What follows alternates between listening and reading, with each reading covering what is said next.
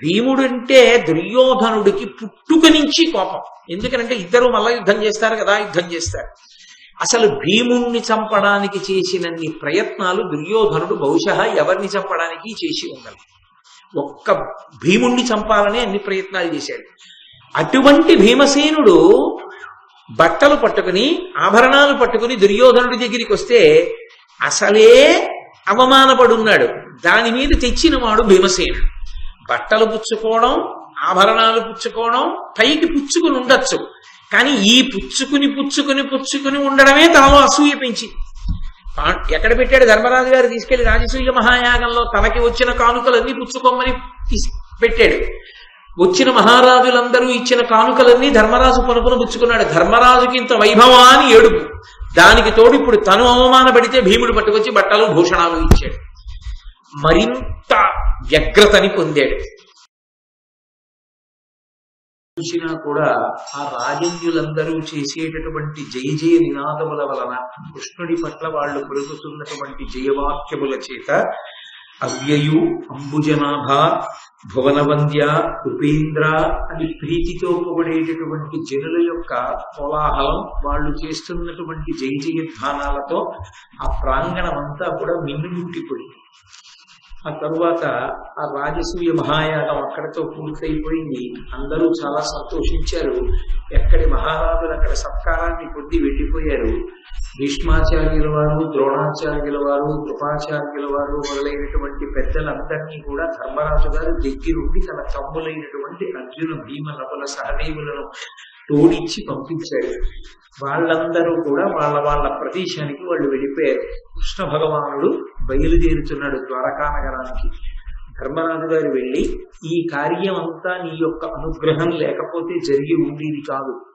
ఇంతటి మహాయజ్ఞం చెయ్యగలిగాను అంటే కేవలము నీ యొక్క అనుగ్రహం చేత ఇది పూర్తయిందని కృష్ణ భగవానుడికి నమస్కరిస్తే కృష్ణుడు ఆశీర్వచనం చేస్తున్నాడు.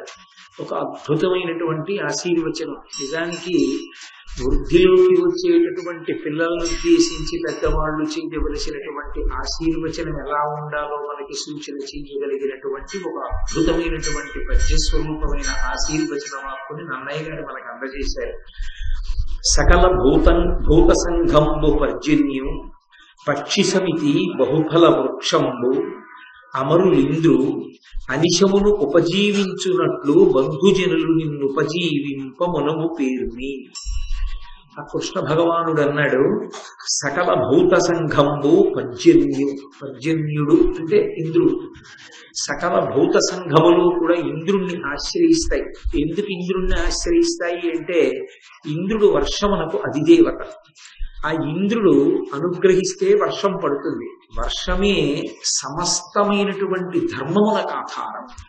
వర్షము బ్రతకడానికి ఆధారం కాదు, కేవలము బ్రతకడానికి ఆధారము అంటే అప్పుడు ఉన్నతి అన్న మాట అర్థం లేకుండా పోతుంది. కేవలం తినడమే ప్రపంచానికి ప్రధానమైనటువంటి లక్ష్యమైతే తినడం దేనికి అంటే ఆయుర్దాయం పూర్తయ్యే వరకు తింటూ ఉండడానికి.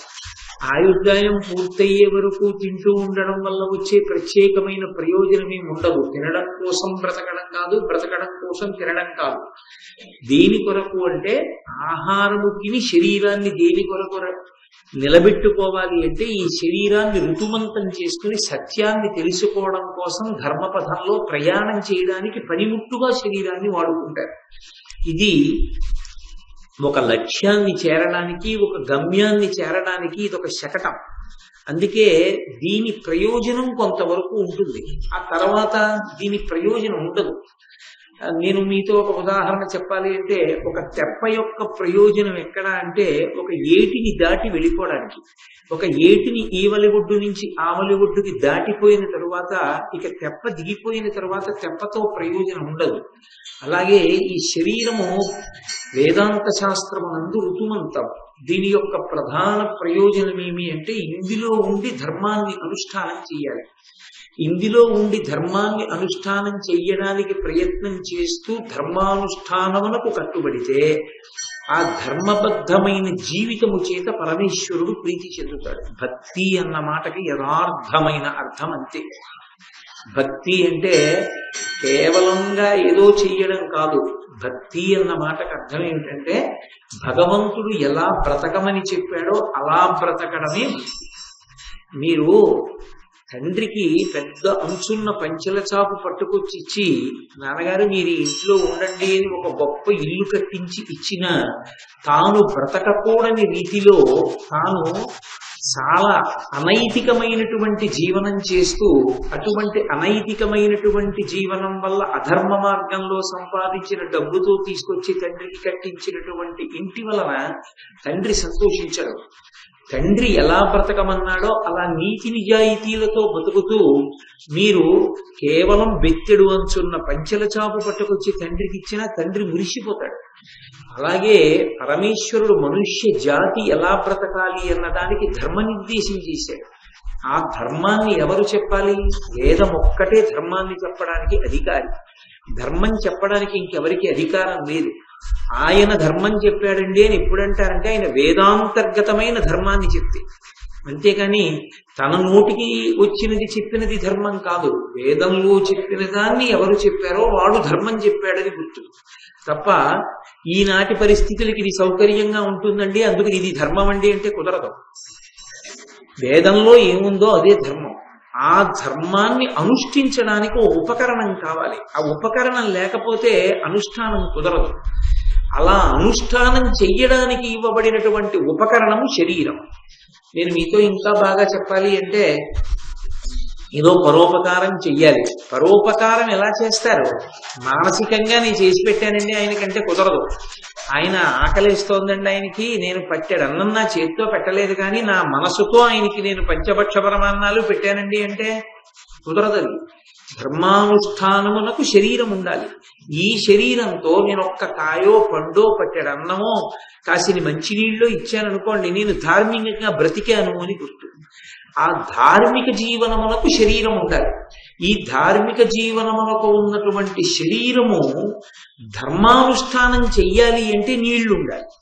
అందుకు నీళ్లు ఎందుకు అవసరం అవుతాయి అంటే నీళ్లు లేకపోతే ధర్మం నిలబడదు. ఎందుకు నిలబడదు? ఓ పూజ చెయ్యాలి, ఓ యజ్ఞం చెయ్యాలి, ఓ దేవాలయ ప్రవేశం చెయ్యాలి, ఓ పెద్దల దగ్గరికి వెళ్ళి వారికి నమస్కరించాలి, స్నానం చెయ్యాలి. స్నానానికి నీళ్లు లేవు, ఎలా? పోని విభూతి చల్లుకుంటానండి. అర్ఘ్యం ఎలా ఇస్తారు? అర్ఘ్యం ఇవ్వడానికి నీళ్లు ఉండాలా వద్దా? ఆచమనం చెయ్యాలంటే నీళ్లు ఉండాలా వద్దా? వీటన్నిటికీ నీళ్లు కావాలి. నీరు లేకపోతే ఏది పోతుంది అంటే ధర్మం పోతుంది వెంటనే. ధర్మము లుప్తమైన నాడు అసలు జీవితం అనేటటువంటి మాటకి అర్థం లేదు. ఇంకా ధర్మమునందే సువ్యవస్థితమై ఉంటుంది ప్రపంచమంతా. ఆ ధర్మం నిలబడాలి అంటే నీళ్లు కావాలి. ఆ నీళ్లు కావాలి అంటే దాన్ని ఇచ్చేటటువంటి వానికి పర్జన్యుడని పేరు. పర్జన్యుడు అంటే మెరుపులతో ఉరుములతో పెద్ద గాలితో వర్షాన్ని కురిపిస్తాడు. దానికి అధికారి అయిన వాణ్ణి పర్జన్యుడు అంటారు. దానికి అధికారి దేవేంద్రుడు. ఆ దేవేంద్రుణ్ణి కోరి సేవించి ఆయన చుట్టూ ఉంటాయి భూత సంఘములన్నీ. సమస్త ప్రాణులు నీటి కొరకు అల్లల్లాడతాయి. అందుకే అన్ని భూతములు దేని మీద ఆధారపడతాయంటే నీటి మీద ఆధారపడతాయి. ఆ నీరిచ్చేవాడు ఇంద్రుడు. కాబట్టి సకల భూత సంఘంబులు పర్జన్యు ఇంద్రుణ్ణి ఎలా ఆశ్రయిస్తాయో అలా. అంటే దాని ఉద్దేశం పైకి బ్రతికించడం కాదు, సార్వభౌముడిగా ధర్మాన్ని బ్రతికించాలి. అలా ధర్మాన్ని బ్రతికించడానికి నోటితో చెప్పడం గొప్ప కాదు, అనుష్ఠించడం గొప్ప. నేను నోటితో ఎన్ని ప్రవచనాలైనా చెయ్యొచ్చు. పరోపదేశ వేళాయాం సర్వే వ్యాసపరాశరాహ. ఇంకొకటికి చెప్పమంటే ప్రతివాడు వ్యాసుడు పరాశరుడే. నేను అనుష్ఠించడం దగ్గరికి వచ్చేటప్పటికి నేను అనుష్ఠించగలిగితేనే దీని మీద కూర్చునే సాహసం చెయ్యాలి. నేను అలా అనుష్ఠించలేననుకుంటే దీంట్లో కూర్చుని ఉపన్యాసం చెప్పడం కన్నా ఇంకా పూనికతో నేను ముందు అనుష్ఠానానికి పదును పెట్టుకోవడం చాలా చాలా మంచిది. నేను ఏమీ పాటించకుండా ఇందులో కూర్చుని ప్రవచనం చేయడం కన్నా కూడా అసహ్యకరమైన విషయం లోకంలో ఇంకొకటి ఉండదు. కాబట్టి అనుష్ఠించినదేదో అది ధర్మం. ఆ ధర్మం అనుష్ఠింపబడాలంటే ధర్మం చెప్పేవాడు ఉండాలి, ధర్మాన్ని అనుష్ఠించేవాడు ఉండాలి. ధర్మం చెప్పేవాడు ఎంత అవసరమో ఆ చెప్పేవాడు ధర్మాన్ని అనుష్ఠించేవాడై చెప్తున్నాడు అనుకోండి, లోకానికి ఒక మర్యాద ఉంటుంది, ఒక గౌరవం ఉంటుంది. ఆయన చెప్పాడంటే ఆయనకి అధికారం ఉందండి, ఆయనకి ఆ మర్యాద ఉంది, ఆయన చెప్పడానికి అర్హుడు, కాబట్టి ఆయన అలా చెప్పచ్చు. ఆయన కఠినంగా చెప్పినా ఆయన దానికి అర్హుడే, ఆయన అలా బ్రతుకుతున్నాడు కనుక అనిపించుకుంటాడు. కాబట్టి సకల భూత సంఘంబులు పర్జన్యునాశ్రయించినట్లు అన్న మాటకు అర్థం కేవలము పోషణార్థము కాదు, ధర్మము నిలబడాలి. ధర్మము నిలబడడానికి నీ దేశంలో ఎవరో ఆదర్శవంతులవడం కాదు, ముందు ప్రభువు ఆదర్శవంతుడవ్వాలి. అలా నువ్వు బ్రతకగలిగిన వాడి వగుదువుగాక. పక్షి సమితి బహుఫల వృక్షంబు. పక్షులు వృక్షాలను ఆశ్రయించి ఉంటాయి. వృక్షాలని ఆశ్రయించడము అనేటటువంటి మాటకు అర్థం రెండు రకాలుగా ఉంటుంది. వెడల్పుగా విశాలంగా కొమ్మలు పెంచుకున్నటువంటి చెట్లు ఉంటాయి, దాని మీద కూడా పక్షులు ఉంటాయి, గూళ్ళు కట్టుకుంటాయి. పరవస్తు చిన్నయ్య సూరి గారు మిత్రలాభం మిత్రభేదంలో చెప్పినట్టుగా ఏదో గోదావరి తీరంబనందు మహావట వృక్షంబు కలదు అని పెద్ద చెట్టు, ఆ చెట్టుకు అనేకమైనటువంటి గూళ్ళు కట్టుకుని పక్షులు రకరకాల ధ్వనులు చేస్తూ ఉంటాయి. కానీ ఆ చెట్టు నివాసానికి యోగ్యం అవుతుందేమో, కానీ పెద్ద వర్షం వచ్చిందనుకోండి ఆ పక్షి పస్తుండాలి. ఎందుకంటే విశేషమైన గాలి వేస్తూ వర్షం పడుతున్నప్పుడు పక్షులు ఎగరడం కనపడదు, మీకు ఎగరవు. అవి కూడా బిక్కు బిక్కు బిక్కు బిక్కుమంటూ కూర్చుంటాయి కొమ్మ మీద. అది పళ్ళున్న చెట్టు అనుకోండి, పళ్ళు కాయలు ఉన్న చెట్టు, ఇప్పుడు అక్కడే గూడుంది, వాన పడినా దానికి అన్నము ఉంది, అది ఎక్కడికో వెళ్ళక్కర్లేదు. అలా నువ్వు ఉండాలి ధర్మరాజా. నిన్ను ఆశ్రయించినప్పుడు ఏవో కొన్ని కోరికలే ప్రభువు తీర్చగలడు అన్నవాడివి కాకూడదు. ప్రభువు అనేటటువంటి వాడు ఎటువంటి వాడై ఉండాలంటే ఆయన తీర్చలేని కోరిక ఉండకూడదు. ఏ కోరికనైనా తీర్చగలిగిన శక్తి దీని వల్ల వస్తుంది, ధర్మానుష్ఠానం వలన వస్తుంది. అందుకే నీ యందు ధర్మము నిలబడుగాక అంతర్లీనం. కాబట్టి పక్షి సమితి బహుఫల వృక్షంబు. అమరులింద్రు, దేవతలందరూ కూడా ఇంద్రుణ్ణి ఎలా ఆశ్రయిస్తారో అలా, అక్కడ వర్షాధిదేవతను అనుకోండి, అప్పుడు ఇక్కడ ఇంద్రుణ్ణి ఆశ్రయించినట్లు, అనిశమును ఉపజీవించునట్లు బంధుజనులు నిన్ను ఉపజీవింప మనుము పేర్మి. వీళ్ళందరూ వాటిని ఎలా ఆశ్రయిస్తారో అలా బంధుజనులందరూ కూడా నిన్ను ఆశ్రయించి సంతోషంగా జీవనం చేసేటట్టుగా, అంటే 10 మందికి పనికొచ్చేవాడివై, నీ కోసం నువ్వు బతికేవాడివి కాకుండా 10 మంది కోసం బ్రతకగలిగినటువంటి వాడివై వర్ధిల్లెదవుగాక అని శ్రీకృష్ణ భగవానుడు ధర్మరాజుకు ఆశీర్వచనం చేశాడు. ఇందులో గమ్మత్తు ఏమిటంటే, కృష్ణ భగవానుడు వెళ్ళిపోయాడు ద్వారకా నగరానికి, భీష్మాచార్యుల వారు వెళ్ళిపోయారు, ద్రోణాచార్యుల వారు వెళ్ళిపోయారు, కృపాచార్యుల వారు వెళ్ళిపోయారు, మిగిలిన మహారాజులందరూ వెళ్ళిపోయారు. వెళ్ళని వాళ్ళు ఇద్దరే ఉన్నారు, ఒకడు దుర్యోధనుడు, ఒకడు శకుని, వీళ్ళిద్దరే ఉన్నారు. ఎందుకున్నారు వాళ్ళిద్దరు అంటే, వాళ్ళకు ఒక తీవ్రమైన కోరిక మిగిలిపోయింది. ఆ మయసభ యొక్క సౌందర్యం, మయసభ యొక్క వైభవాన్ని చూశాడు దుర్యోధనుడు, విపరీతంగా ఆకర్షింపబడ్డాడు. ఆ మయసభా ప్రాంగణాన్నంతటినీ కూడా తాను తనివి తీరా చూడాలనుకున్నాడు. అందుకని అందరూ వెళ్ళిపోయినా వాళ్ళిద్దరూ మాత్రం ఉండిపోయారు. వాళ్ళిద్దరే ఉండిపోయారు అన్న మాట వెనక వ్యాసుని యొక్క హృదయం వేరు. మీరు దాన్ని జాగ్రత్తగా పట్టుకోవాలి. జరగబోయేటటువంటి ప్రమాదాన్నంతటినీ కూడా సూచిస్తున్నారు. ఏదైనా ఊరెళ్ళాం అనుకోండి, ఒక 500 మందిని కలిసి, నేను ఒక్కడినే ఇంకొక 2 రోజులు ఉండవలసి వచ్చింది అనుకోండి, మా 500 మందిలో ఎవరినైనా ఒక్కరిని మీతో ఉంచుకోండి సహాయంగా. ఒక్కరే ఉండడం ఎందుకు, ఒకరు ఉంచుకోండి, ఎవరైనా ఉంటాం 500 మందిలో అన్నారనుకోండి, నేను ఎవరిని ఎంచుకున్నాను అన్న దాన్ని బట్టి నా జీవన విధానం అర్థమవుతుంది. Tell me your friends, I will tell you what you are అని ఇంగ్లీష్ లో ఒక ప్రొవెర్బ్. నేను ఎవరిని ఎంచుకుంటాను అన్నదాన్ని బట్టి నా మనసు ఎటువంటిది అన్నది అర్థమైపోతుంది. నేను ఒక ధార్మికుణ్ణి, నా కార్యక్రమాన్ని భంగం చెయ్యని వాణ్ణి, నన్ను అనువర్తించేవాణ్ణి, నా కార్యక్రమం నేను చేసుకునేటటువంటి పనుల మీద భక్తి ప్రపత్తులు ఉన్నవాణ్ణి నేను ఎంచుకున్నాను అనుకోండి, ఆయన తన కార్యమునందు నిబద్ధత కలిగిన వాడు. అందుకే తన కార్యమునకు భంగము కానివాడిని ఎంచుకున్నాడు అని అర్థమవుతుంది. ఉన్న దగ్గర నుంచి నా బుద్ధి పాడు చేసేవాడిని ఎంచుకున్నాను అనుకోండి, అంటే నాకు కూడా ఎక్కడో అతను చెప్పేటటువంటి మాటల పట్ల అంతర్లీనంగా అనురక్తి ఉంది కాబట్టి నేను దగ్గర పెట్టుకున్నాను. పెట్టుకోకపోతే అతను నాకు ఎలా దగ్గర అవుతాడు? అవలేడు. చూడండి, కొన్ని కొన్ని పళ్ళు ఉంటాయి, పైకి చాలా బాగుంటాయి. మీరు ఇలా విప్పి చూశారనుకోండి, లోపల ఎర్రగా ఇంతంత పురుగులు పట్టుంటాయి. పురుగు ఎలా వెళ్ళింది లోపలికి? పండు అవకాశం ఇచ్చింది. పండు అవకాశం ఇవ్వని నాడు పండుకి సూక్ష్మరంధ్రం ముందు ఏర్పడింది ఎక్కడో. ఆ సూక్ష్మరంధ్రంలోంచి పురుగు లోపలికెళ్ళింది. లోపలికెళ్ళి ఆ పండులో ఉన్న గుజ్జు తినే అంత పెద్దదైంది ఆ పురుగు. పైన మళ్ళీ బెజ్జం మూసుకుపోయింది, కానీ లోపలి పురుగు బతకడానికి అవకాశం ఇస్తున్నది మాత్రం పండే. లేని నాడు ఆ పురుగు లోపల ఉండలేదు.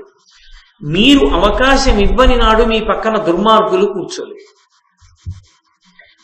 ఒకవేళ ఏదో కారణం చేత వాడు వచ్చి పక్కన కూర్చున్నా మీకు సంగం కుదరదు. మీరు వాడిని అంటి ఉండడు. వాడి బుద్ధి తెలియగానే మీరు దూరం అయిపోతారు. విడిచిపెట్టేయాలంతే, దగ్గరికి చేర్చకూడదు. ఇంకా ప్రమాదం. ఎందుకంటే మీ బుద్ధిని, మీ ప్రశాంతతని పాడు చేసేస్తారు వాళ్ళు. ఒక్క మాట చాలు పట్టుకోవడానికి. ఒకసారి మీరు పట్టుకున్న తర్వాత ఏ కారణానికి ఇక దగ్గరికి తీయకూడదు, విడిచిపెట్టేసేది. ఎందుకంటే వాళ్ళు అశాంతికారకులు, ప్రమాదకరమైన వ్యక్తులు. కడుపులో ఉండే ఆలోచనలు వేరు. ఎక్కడో ఒక్క మాటలో బయటపడతారు, చాలు దూరంగా పెట్టడం. ఇక దగ్గరికి రానివ్వకూడదు. కానీ దగ్గరికి రానిస్తే పండుని తిన్న పురుగుల తినేస్తాడు.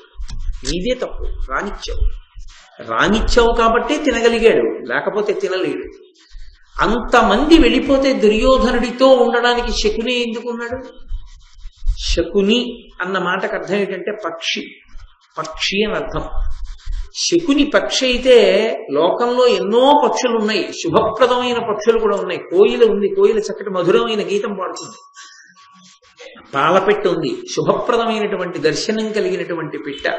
శకుని పక్షి. శకుని పక్షి అయితే శకుని ఏ పక్షి తెలుసుకోవాలంటే శకుని కొడుకు పేరు తెలుసుకుంటే చాలు. శకుని కొడుకు పేరు ఉలూకుడు, అంటే గుడ్లగూబ. కొడుకు గుడ్లగూబ అయితే తండ్రి ఎవరు? తండ్రి గుడ్లగూబే. గుడ్లగూబలు ఇంట్లో చేరితే ఇల్లు ఏమవుతుంది? సర్వనాశనం అవుతుంది. శకునిని దుర్యోధనుడు దగ్గర పెట్టుకున్నాడు. అంతమంది వెళ్ళిపోయినా తన ఊళ్ళో తానుండగా తనతో పాటు ఉన్నాడు వేరు. అందరూ వెళ్ళిపోయినా, తన తమ్ముళ్ళు కూడా వెళ్ళిపోయినా శకుని దగ్గర ఉన్నాడు. ఏ అవసరానికి ఉన్నాడు? అటువంటి దురాలోచన ఉన్న గుడ్లగూబకి ఇంట్లో ఆశ్రయం ఇచ్చాడు కాబట్టి ఆ ఇల్లు సర్వనాశనం అవుతుంది. ఈ సూచన. అందరూ వెళ్ళిపోయినా మైసభని చూడ్డానికి శకుని ఎందుకు ఉండాలి పక్కన? అదే కొంప ముంచేసింది భారతాన్ని. ఆ ఒక్క మాట చాలు. భారతాన్ని జాగ్రత్తగా పరిశీలనం చేస్తే ఏ వ్యక్తి ఎవరితో సంగమును పొంది ఉన్నాడు, ఎవరితో కూడి ఉన్నాడు, అదే అవతల వాణ్ణి సర్వనాశనం చేస్తుంది. ఎంత పనికిమాలినటువంటి ఏగైనా మహారాజు గారి కిరీటం మీద వాలి ఉన్నంతసేపు దాన్ని కొట్టగలిగిన వాడు లేడు. ఎందుచేత అంటే సంగము వలన వచ్చిన ప్రయోజనం మహారాజు గారి కిరీటం మీద కూర్చుంది. అదే ఈగ శ్లేష్మ మీద వాలి ఎగిరి వస్తుంటే ఇలా చేత్తో కొట్టేస్తారు, దగ్గరికి రానివ్వరు. దానికి పూజనీయత లేదప్పుడు. ఒక పుష్పహారం పరమేశ్వరుడి మెడలో ఉన్నది తీసి చేతికిస్తే కళ్ళకద్దుకుని తల మీద పెట్టుకుంటారు. ఒక శవానికి వేసిన పుష్పహారం జారి కింద పడితే కాలుతో కూడా తొక్కరదండి. రెండూ పుష్పహారాలే. దేనితో కూడిందా అన్నదాని వల్ల వస్తోంది ప్రయోజనం. ఇనుము తనంత తాను గొప్పది, కఠినమైనది. అగ్నితో కూడితే 10 కాలాలకి పనికొచ్చేటట్టుగా ఓంగి కిటికీ ఊచవుతుంది. అదే ఇనుము వాననీటితో కూడితే లేదా నీటితో కూడితే తుప్పట్టి విరిగిపోతుంది. ఇంత ఇనుము కూడా ఎవరితో కూడావన్న దాన్ని బట్టి అభ్యున్నతి కానీ పతనం కానీ ఆధారపడతాయి.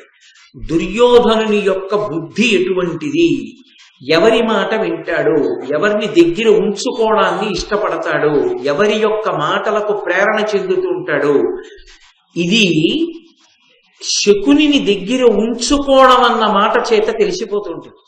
ఒక్కొక్కరికి చూడండి, ఒక్కొక్క మనిషి పక్కన ఉంటే సంతోషంగా ఉంటారు. ఏమంటే ఇవాళ కొంచెం అలా ఉన్నారంటే ఏడి అతను లేడుగా, దాంతో కొంచెం విసుగ్గా ఉంది, ఇవాళ అతను ఉంటే కాలక్షేపంగా ఉండేదంటాడు.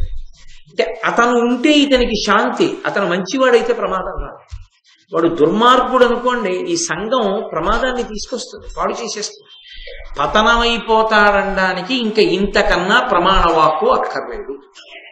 కాబట్టి శకునిని ఉంచుకుని తనతో ఆయన మయసభనంతటినీ కూడా చూడాలి అని కోరుకున్నాడు. మయసభని చూడాలి అని కోరుకున్నాడు అనుకోండి. అంత ఆదరించినటువంటి ధర్మరాజు గారిని నేను ఇవాళ మయసభా ప్రాంగణం అంతా చూడాలనుకుంటున్నాను, ఎక్కడే ఉన్నాయో చూడడానికి నాకు ఒక సహాయకుడిని పంపించు అని అడిగాడు అనుకోండి. పంపడా ధర్మరాజు? పంపుతాడుగా. ధర్మరాజుని ఒక సహాయకుడిని అడిగి ఉండుంటే ఆ సభలో ఎక్కడ ఏముందో తెలుసుకోవడానికి తలకి బొప్పెందుకు కడుతుంది? నీళ్లు లేని చోట నీళ్లున్నాయనుకుని ఎందుకు తడబడతాడు? నీళ్లు ఉన్న చోట లేవనుకుని అందులో ఎందుకు దిగి భ్రంశపడతాడు? ఎందుకు పొరపడతాడు? అంటే ఎంతటి అహంకారగ్రస్తుడో మీరు దాన్ని బట్టి అర్థం చేసుకోవచ్చు. ఒక సభని చూడ్డానికి నేను అడగడం ఏంటి ధర్మరాజుని? నేను చూడలేనా? నాకు తెలీదా? మాకు తెలియవా? మాకు లేవా ఇలాంటి సభలో? ఆంతరమునందు మనకి లేదు ఇటువంటి సభ, అందుకే ఉన్నాడు. అది చూడాలి. అది చూడాలని ఉన్నవాడు చూడడానికి మనిషినిమ్మని మాత్రం అడగడు. ఎందుకు అడగడంటే ఆభిజాత్యం, అహంకారం. ఇంతటి అహంకారం పక్కన చెడు మాటలు చెప్పగలిగిన వాడితో కలుస్తోంది. మయసభలో కలిసింది అంటే ఇలా కలిసిన వాళ్ళిద్దరూ రేపొద్దున్న ఎంత ప్రమాదాన్నైనా తీసుకొస్తారు. వాళ్ళ ప్రమాదం వెనక ఇతరుల యొక్క ప్రమాదం కూడా పొంచి ఉంటుంది. వాడు అస్తవ్యస్తంగా వాహనాన్ని నడుపుతూ వచ్చి గుద్దీశాడు ఎవరినో అంటే సక్రమంగా వెడుతున్నవాడు కూడా బలైపోయాడని గుర్తు కాదు. వాడు ఏ గోడనో గుద్దేస్తే వేరు, వాడు వచ్చి చాలా జాగ్రత్తగా వెళ్తున్నవాడిని గుద్దేస్తే వాడి ప్రమత్తతకి, వాడి బుద్ధిహీనత వల్ల బుద్ధితో సక్రమంగా ఉన్నవాడు కూడా దెబ్బతిన్నాడా లేదా? ఎవరు ఏ స్థానంలో ఉన్నారన్న దాన్ని బట్టి ప్రమాదం ఉంటుంది. ఒక్క కుటుంబాధిపతి బుద్ధి లేనివాడు అనుకోండి, ఆ కుటుంబం ఒక్కటే బాధపడుతుంది. ఒక గ్రామాధికారి బుద్ధి లేనివాడు అనుకోండి, ఆ గ్రామం ఒకటే బాధపడుతుంది. ఒక మండలాధికారి బుద్ధి లేనివాడు అనుకోండి, ఆ మండలం బాధపడుతుంది. ఒక రాష్ట్రాధికారి బుద్ధి లేనివాడైతే రాష్ట్రం బాధపడుతుంది. ఒక దేశాన్ని పరిపాలించేవాడు బుద్ధిహీనుడైతే దేశం అంతా బాధపడుతుంది. అది ఎంతటి జనక్షయానికైనా దారితీస్తుంది, ఎంత ప్రమాదానికైనా దారితీస్తుంది. కాబట్టి ఇప్పుడు దుర్యోధనుడు ఉన్న స్థానం రీత్యా అది ఎంతటి పెను ప్రమాదానికైనా తీసుకెళ్లగలదు. మయసభని తనంత తాను చూడాలనుకోవడం, అందరూ వెళ్ళిపోయినా తాను వెళ్ళకపోవడం, ఆ కోర్కె కోసమే ఉన్నవాడు ధర్మరాజుకి చెప్పకపోవడం, శకునిని పక్కన ఉంచుకోవడం, శకునితో కలిసి మయసభని చూడడానికి బయలుదేరడం, ఇంతే నన్నయ్య గారు చెప్పారు. ఇవన్నీ నన్నయ్య గారు చెప్పరు. కానీ కవి హృదయాన్ని మీరు పట్టుకోవడమే భారతాన్ని చదువుకోవడం. కథ చదువుకోవడానికి భారతం కాదు. ఎందుకు భారతం చదువుకుంటున్నాం, ఎందుకు భారతం వింటున్నాం? భారతం మన జీవితాన్ని దిద్దేదేదో నేర్పుతోంది.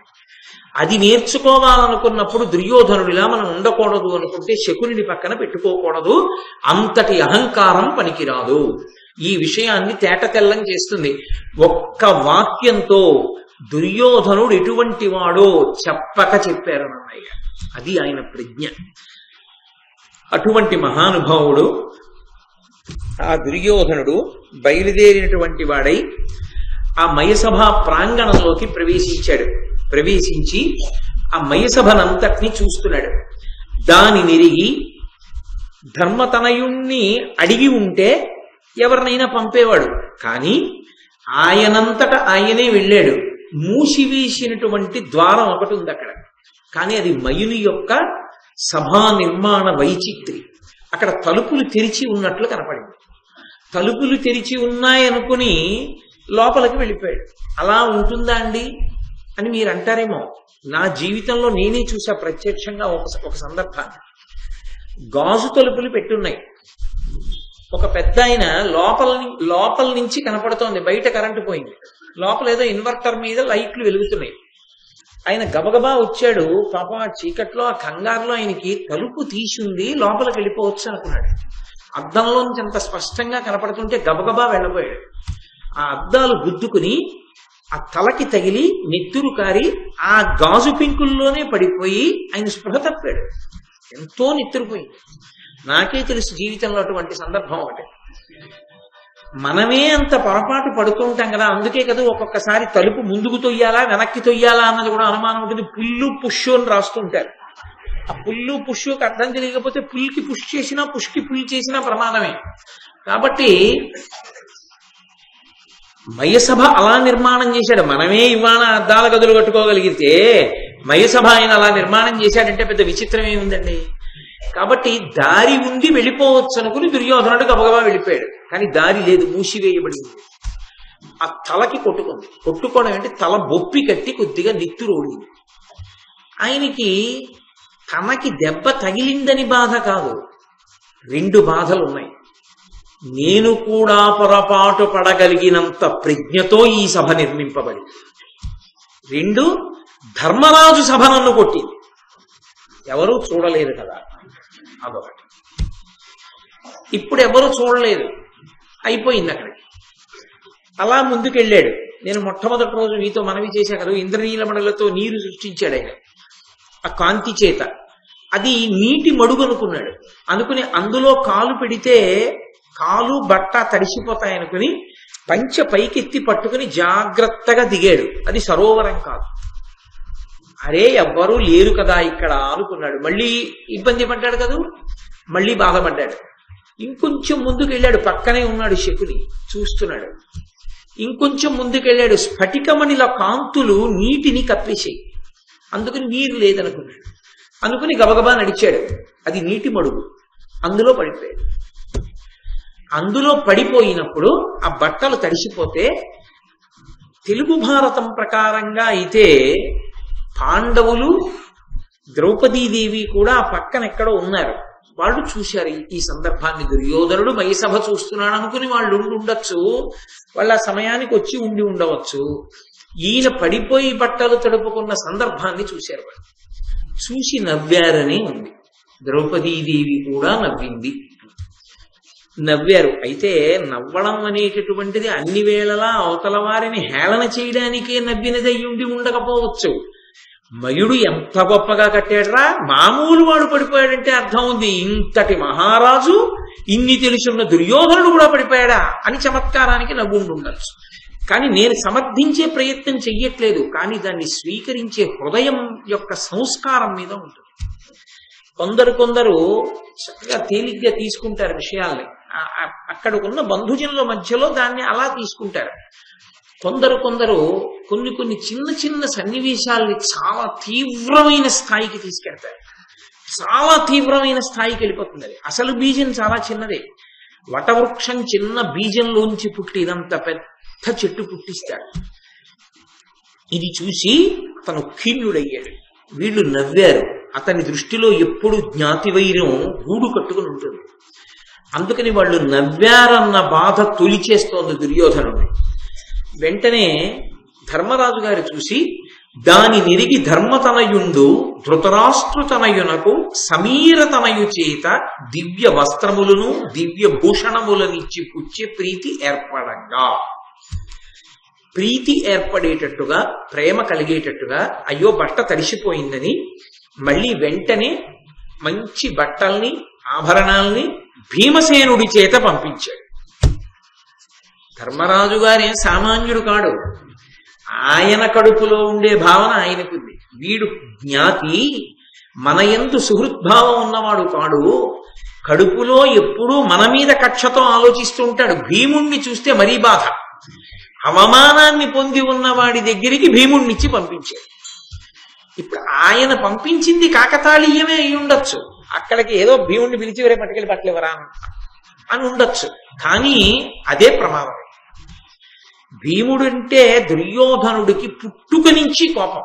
ఎందుకనంటే ఇద్దరు మళ్ళా యుద్ధం చేస్తారు కదా, యుద్ధం చేస్తారు. అసలు భీముణ్ణి చంపడానికి చేసినన్ని ప్రయత్నాలు దుర్యోధనుడు బహుశా ఎవరిని చంపడానికి చేసి ఉండాలి. ఒక్క భీముణ్ణి చంపాలని అన్ని ప్రయత్నాలు చేశాడు. అటువంటి భీమసేనుడు బట్టలు పట్టుకుని ఆభరణాలు పట్టుకుని దుర్యోధనుడి దగ్గరికి వస్తే అసలే అవమానపడున్నాడు. దాని మీద తెచ్చిన వాడు భీమసేనుడు. బట్టలు పుచ్చుకోవడం, ఆభరణాలు పుచ్చుకోవడం, పైకి పుచ్చుకుని ఉండొచ్చు, కానీ ఈ పుచ్చుకుని ఉండడమే తనలో అసూయ పెంచి ఎక్కడ పెట్టాడు? ధర్మరాజు గారు తీసుకెళ్లి రాజసూయ మహాయాగంలో తనకి వచ్చిన కానుకలన్నీ పుచ్చుకోమని పెట్టాడు. వచ్చిన మహారాజులందరూ ఇచ్చిన కానుకలన్నీ ధర్మరాజు పనుకున పుచ్చుకున్నాడు. ధర్మరాజుకి ఇంత వైభవాన్ని ఏడుపు. దానికి తోడు ఇప్పుడు తను అవమానపడితే భీముడు పట్టుకొచ్చి బట్టలు భూషణాలు ఇచ్చాడు. మరింత వ్యగ్రతని పొందాడు. అయిపోయింది. శకుని తీసుకుని దుర్యోధనుడు మరునాడు బయలుదేరి హస్తినాపురానికి వెళ్ళిపోయాడు.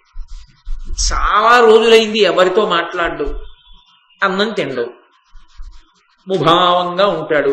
ఏదో వ్యథ, నిట్టూర్పులు, తనలో తనకి ఆలోచన, ఏదో బెంగ పెట్టుకున్నట్టు, చికాకు, కోపం, ముభావంగా ఉంటున్నాడు. ఉంటుంటే ఎటువంటి వారు దగ్గరికి వెళ్ళి అడిగితే చెప్తాడో అలాంటి వాడే దగ్గరికి వెళ్ళి అడగాలి కదా. ఎవడికి జవాబు చెప్తాడో వాడే అడగాలి.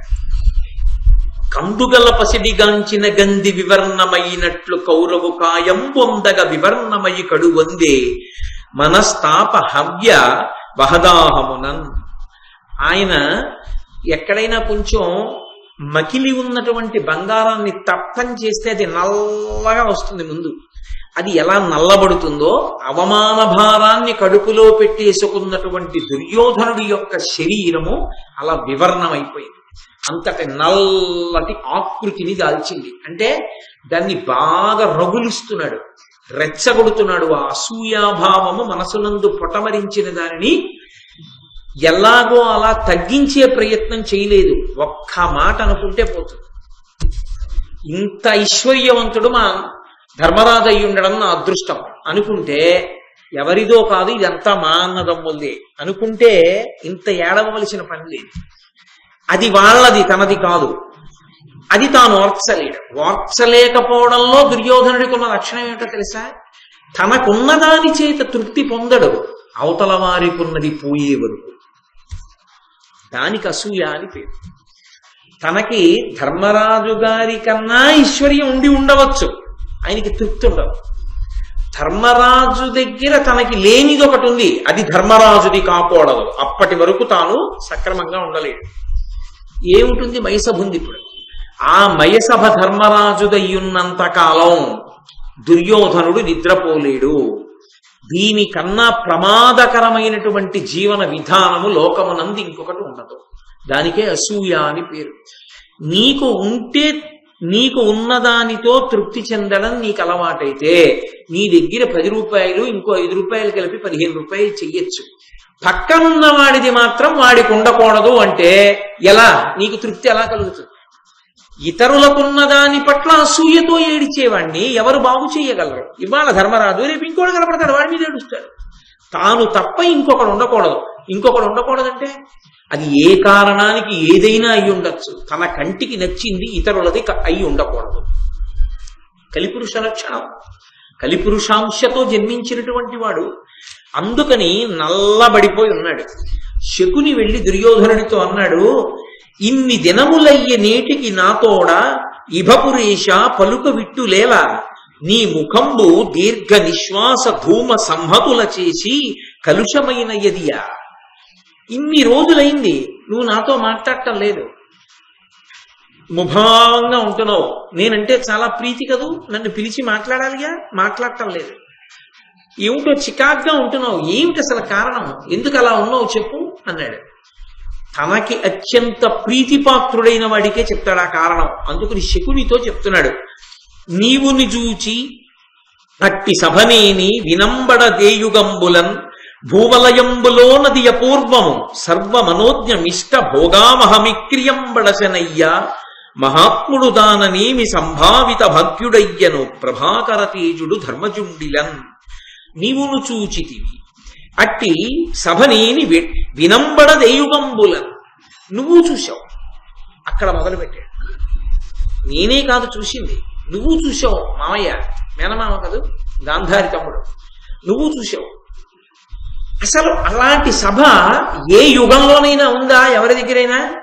ఈ భూవలయంబులోనది అపూర్వము, ఈ భూమండలంలోనే ఆ సభ అపూర్వం. అది సర్వమనోజ్ఞ ఇష్ట భోగావహ మేక్రియంబడశనయ్య. ఇంత గొప్ప సభ ధర్మరాజు ఎలా పొందాడు? మహాత్ముడు దాననేమి సంభావిత భాగ్యుడయ్యను ప్రభాకర తేజుడు ధర్మజుండిలన్. సూర్యుని వంటి కాంతి కలిగినటువంటి ఆ ధర్మరాజు ఆ మైసభని ఎలా పొందాడయ్యా? ధర్మం చేత పొందాడు. శరణాగత వత్సలుడైన అర్జునుని యొక్క క్షాత్రధర్మం చేత పొందాడు ప్రత్యుపకారంగా మయుని దగ్గర. ఆ విషయాన్ని ఆలోచించాడు. అది దాని జోలికి వెళ్ళాడు. వాళ్ళు ధర్మాత్ములంటే ఒప్పుకోడు. కాబట్టి ఇంత గొప్ప సభ వాళ్లకుంది, అది నేను చూశాను. వాళ్లకున్న అంత గొప్ప సభని చూసిన తర్వాత నాకు నిద్రపడుతుందా? నాకు అన్నం సహిస్తుందా? నేను ప్రశాంతంగా ఉంటానా? ఇంతకన్నా దారుణమైన వ్యక్తిత్వం ప్రపంచంలో ఇంకొకటి ఏమైనా ఉంటుందా? ఉండదు. కడు భయమంది వానికి దగన్మరి వైశ్యులవోలవస్యులై పుడమినతి ప్రసిద్ధులకు భూపుతులెల్ల మహాధనామళుల్ దడయక తెచ్చి ఇచ్చి కరదానము చేయుట పార్థివత్వం ఎప్పడియే పృథాగ్రపుత్రునకు పాండవ తేజము పర్వ్య నెల్లచో. చూశావు, ఆ మైసభా మంటపంలో కృష్ణుడికి అగ్రపూజ చేశారు. ఆ అగ్రపూజ చేస్తున్నప్పుడు ఎంత విచిత్రమయ్యా, ఈ ప్రపంచంలో ఉన్న రాజులందరూ వైశ్యుల్లా మారిపోయారు అన్నాడు. వైశ్యుల్లా మారిపోవడం అంటే, వైశ్యుడు వ్యాపారం చేస్తాడు. వ్యాపారం చేసేటప్పుడు అది దాచుకు చేసేది కాదు. ఆ కొట్టన్న తర్వాత 10 మంది ముందు విప్పి పెడితేనే కదా 10 మంది చూసి ఇక్కడ ఈ సరుకుందని చెప్పి వచ్చేది. కాబట్టి అందులోకి దొంగ వస్తాడు, దొర వస్తాడు, సంఘ వ్యతిరేక శక్తులు వస్తాయి, కొనుక్కునే వాళ్ళు వస్తారు, పనులేసేవాళ్ళు వస్తారు, నియంత్రించే ప్రభుత్వం వస్తుంది, మాట సాయం చేసే మంచివాడు వస్తాడు. వచ్చిన ప్రతివాడు కొన్నా కొనకపోయినా ఎంతో మర్యాదతో మాట్లాడాలి. అంతేకాని మీ దగ్గర డబ్బులు ఉన్నాయో తీసి చూపించండి అప్పుడు చెప్తాను, ఏంట్రా ఆయన్ని చూపించకండి అనగలడా? అనలేడు. అన్నీ చూసేసి 1000 బట్టలు చూసి అబ్బే ఇది కాదు ఈ మధ్య వస్తున్న అంచు వేరేని వెళ్ళిపోయినా కూడా నవ్వుతూ ఊరుకుని మళ్ళీ మడతలెట్టి లోపలెట్టుకోవాలి. అంతేకాని దెబ్బలాడకూడదు. వైశ్యుడు తన వ్యాపారాభివృద్ధి కొరకు ప్రతి వాళ్ళని గౌరవించాలి. తప్పదది. వీసమిత్తు లాభం లేనిదే వ్యాపారస్తుడు వరదలో దూకడం అని సామెత. కాబట్టి ఆయన ఆ గౌరవాన్ని పాటించకపోతే తన వ్యాపారాన్ని చేయలేడు. అది నేను తక్కువ చేసి మాట్లాడుతున్నానని మీరు అనుకోకూడదు. ఒక్కొక్క వృత్తికి ఒక్కొక్క పరిమితి ఉంటుంది. ఓ ప్రభుత్వోద్యోగి ఉన్నాడు అనుకోండి, సాధారణంగా పిల్లలతో అంటారు, మేమెవరి మీద ఆధారపడక్కర్లేదురా, మేము చచ్చిపోయేంత వరకు మా ఉద్యోగం మమ్మల్ని కాపాడుతుంది. మేము ఉద్యోగంలో ఉన్నా ఉద్యోగం వదిలిపెట్టినా కూడా మాకు జబ్బు వచ్చినా కూడా హాస్పిటలైజేషన్ ని కూడా గవర్నమెంట్ చూసుకుంటుంది. మాది గవర్నమెంట్ ఉద్యోగం, ఎవరికి భయపడక్కర్లా. 60 ఏళ్ళు వచ్చే వరకు ఉద్యోగం చేస్తాను, 60 ఏళ్ల తర్వాత పెన్షన్ ఇస్తుంది. నేను ఏ కొడుకు మీద ఏ కూతురు మీద ఆధారపడవలసిన అవసరం నాకు లేదంటాడు. ఎందుకని? అది ఆయన ధైర్యం, గవర్నమెంట్ ఉద్యోగంలో ఉన్నానని. ఆయనకి అది ధైర్యం అయితే వైశ్యుడు అలా అనలేడు. ఇవాళ 50 లక్షలు అమ్మేశానంటే ఇంకా వ్యాపారానికి వస్తే ఎంత రాకపోతే ఎంత అనలేడు. ప్రతిరోజు అమ్మాలనే చూస్తాడు, దినదినాభివృద్ధి పొందాలని చూస్తాడు. కాబట్టి అందరి పట్ల అణుకువగా ఉండాలి. అలా ఈ రాజులేమిట్రే ఇంత అణకువగా వచ్చారు, ఒక్కడి దగ్గర ధైర్యం లేదు. వచ్చి కప్పాలు వరుస క్రమంలో నిలబడి కట్టేశారు కదరా ఒక్కొక్కడును. అతి ప్రసిద్ధులకు భూపుతులెల్ల మహాధనాములు దడయక తెచ్చి ఇచ్చి కరదానము చేయుట పార్థివత్వమెర్పడియే పృథాగ్రపుత్రునకు పాండవ తేజము పర్వె నెల్లతో. అంతంత కప్పాలు తీసుకొచ్చి వాళ్ళందరూ భయంతో భక్తితో కట్టేస్తుంటే ఎక్కడ చూసినా పాండవుల యొక్క పౌరుష పరాక్రమాలు విస్తరిల్లితే నాకు ఎంత చిన్నతనంగా అనిపించింది. అక్కడే నిలబడి ఒక్కొక్కడిని వరుస క్రమంలో నించోపెట్టి తీసుకెళ్లి వాళ్ళందరికీ కూడా ఆ బహుమానాలు ఇప్పించడమా, వాళ్ళందరూ బహుమానాలు కట్టి ధన్యులైనట్టు వెళ్ళిపోవడమా, అవన్నీ నా కర్మకాలి నేను గుచ్చుకుని వాళ్ళ కోశాగారం అంతా నింపడమా? ఏమిట్రా ఎంత వైభవంరా పాండవులది! జన్నంబు చూడగ సకల భూముల నుండి వచ్చిన రాజ్యవరులు అవని సురులకు వైశ్యుల శూద్రుల ఆత్మీయ బంధు సుహృదీశ్వర భట నియోగ జనులను పేదల సాధుల నిత్యంబు తాన పరీక్షించి తగవిరింగి ఎన్నంబు దయపెట్టి అందరూ కుడిచిన తను మధ్య అర్ధరాత్రంబునప్పుడు కాని కుడువదట్టె కమలాక్షి ద్రౌపది అదియుగాక అమ్మహాద్ధరమున అధముడయ్యూకడు ప్రియంబున అభ్యర్థితుండు కాని వంచితుండు లేడు.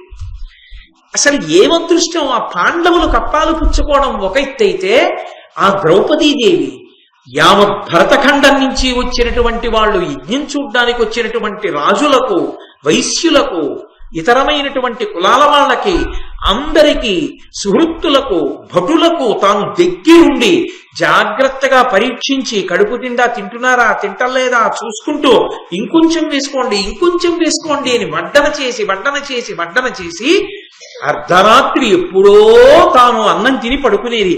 ఎంత కీర్తి సంపాదించింది! ఏమి ద్రౌపదీదేవి, ఏమి ఆదరణ అని ఎంత పేరు తెచ్చుకుంది! ఎంతమందికి అన్నం పెట్టింది ఆ రోజుల్లో! అంతమందికి అన్నం పెట్టి ద్రౌపది కీర్తి తెచ్చుకుంటుంటే నా కడుపు మండిపోలా? అది ఆయన బాధ. ఏం చెప్తాం?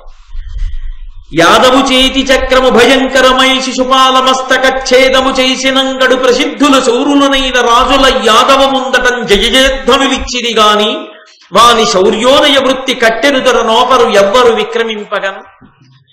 ఒక పక్క అంత రాజ్యసభలో శిశుపాలుడు లేచి సభకి అవమానం జరుగుతోందన్నా సరే ధర్మరాజు అది అవమానం కాదు, కృష్ణుడికే అగ్రపూజ అంటుంటే కృష్ణుడు చేతి చక్రంతో అడిగిన శిశుపాలుడిని చంపేస్తే ఒక్కడు లేచి ఇదే విదారుణం అన్నవాడు లేడు. పైగా జయజయధ్వానాలు చేశారు అందరూ కృష్ణుడికి. ఎంత బాధేసింది నాకు! ఇంతమంది ఆ కృష్ణుడికి, పాండవులకి జయజయధ్వానాలు చేయడమా?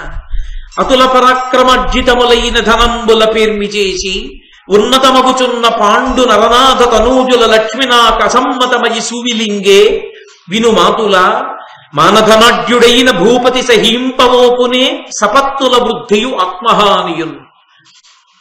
చూడవయా మాతుల, ఓ మేనమామ, అతుల పరాక్రమర్జితములైన ధనంబుల పేర్మి చేసి విశేషమైనటువంటి పరాక్రమంతో అంత ధనాన్నంతటినీ ఆర్జించి ఉన్నతమగుచున్న పాండునరనాథ తనూజుల లక్ష్మినాక సమ్మతమయి సువిలింగే, అంత ఐశ్వర్యాన్ని పాండవులు పొంది ఉండడం చేత నాకు విశేషమైనటువంటి అసూయ కలుగుతోంది. నేను దాన్ని తట్టుకోలేకపోతున్నాను. మానధనాఢ్యుడైన భూపతి సహింపనూపునే సపత్నుల వృద్ధియు ఆత్మహానియున్. ఆత్మాభిమానం ఉన్నటువంటి ప్రభువు ఇతరులు వృద్ధి పొందుతూ తాను తక్కువైపోతుంటే చూస్తూ ఉండగలడయా? దానికి జోడింపు. తను పనికి మాలిన వాణ్ణి తన ఎందు తప్పు బుద్ధి ప్రవేశిస్తోందండవు, తనది మంచి బుద్ధి అని చెప్పుకోవడం. ఒప్పుకోలేట మానధనుడైనటువంటి రాజు సపత్నుల వృద్ధియు ఆత్మహానియున్ అంగీకరించాడు. అందుకని నాకు పాండవుల మీద అసూయ పుట్టింది అంటే శకుని అన్నాడు, ఎందుకయా అంత బాధపడతావు?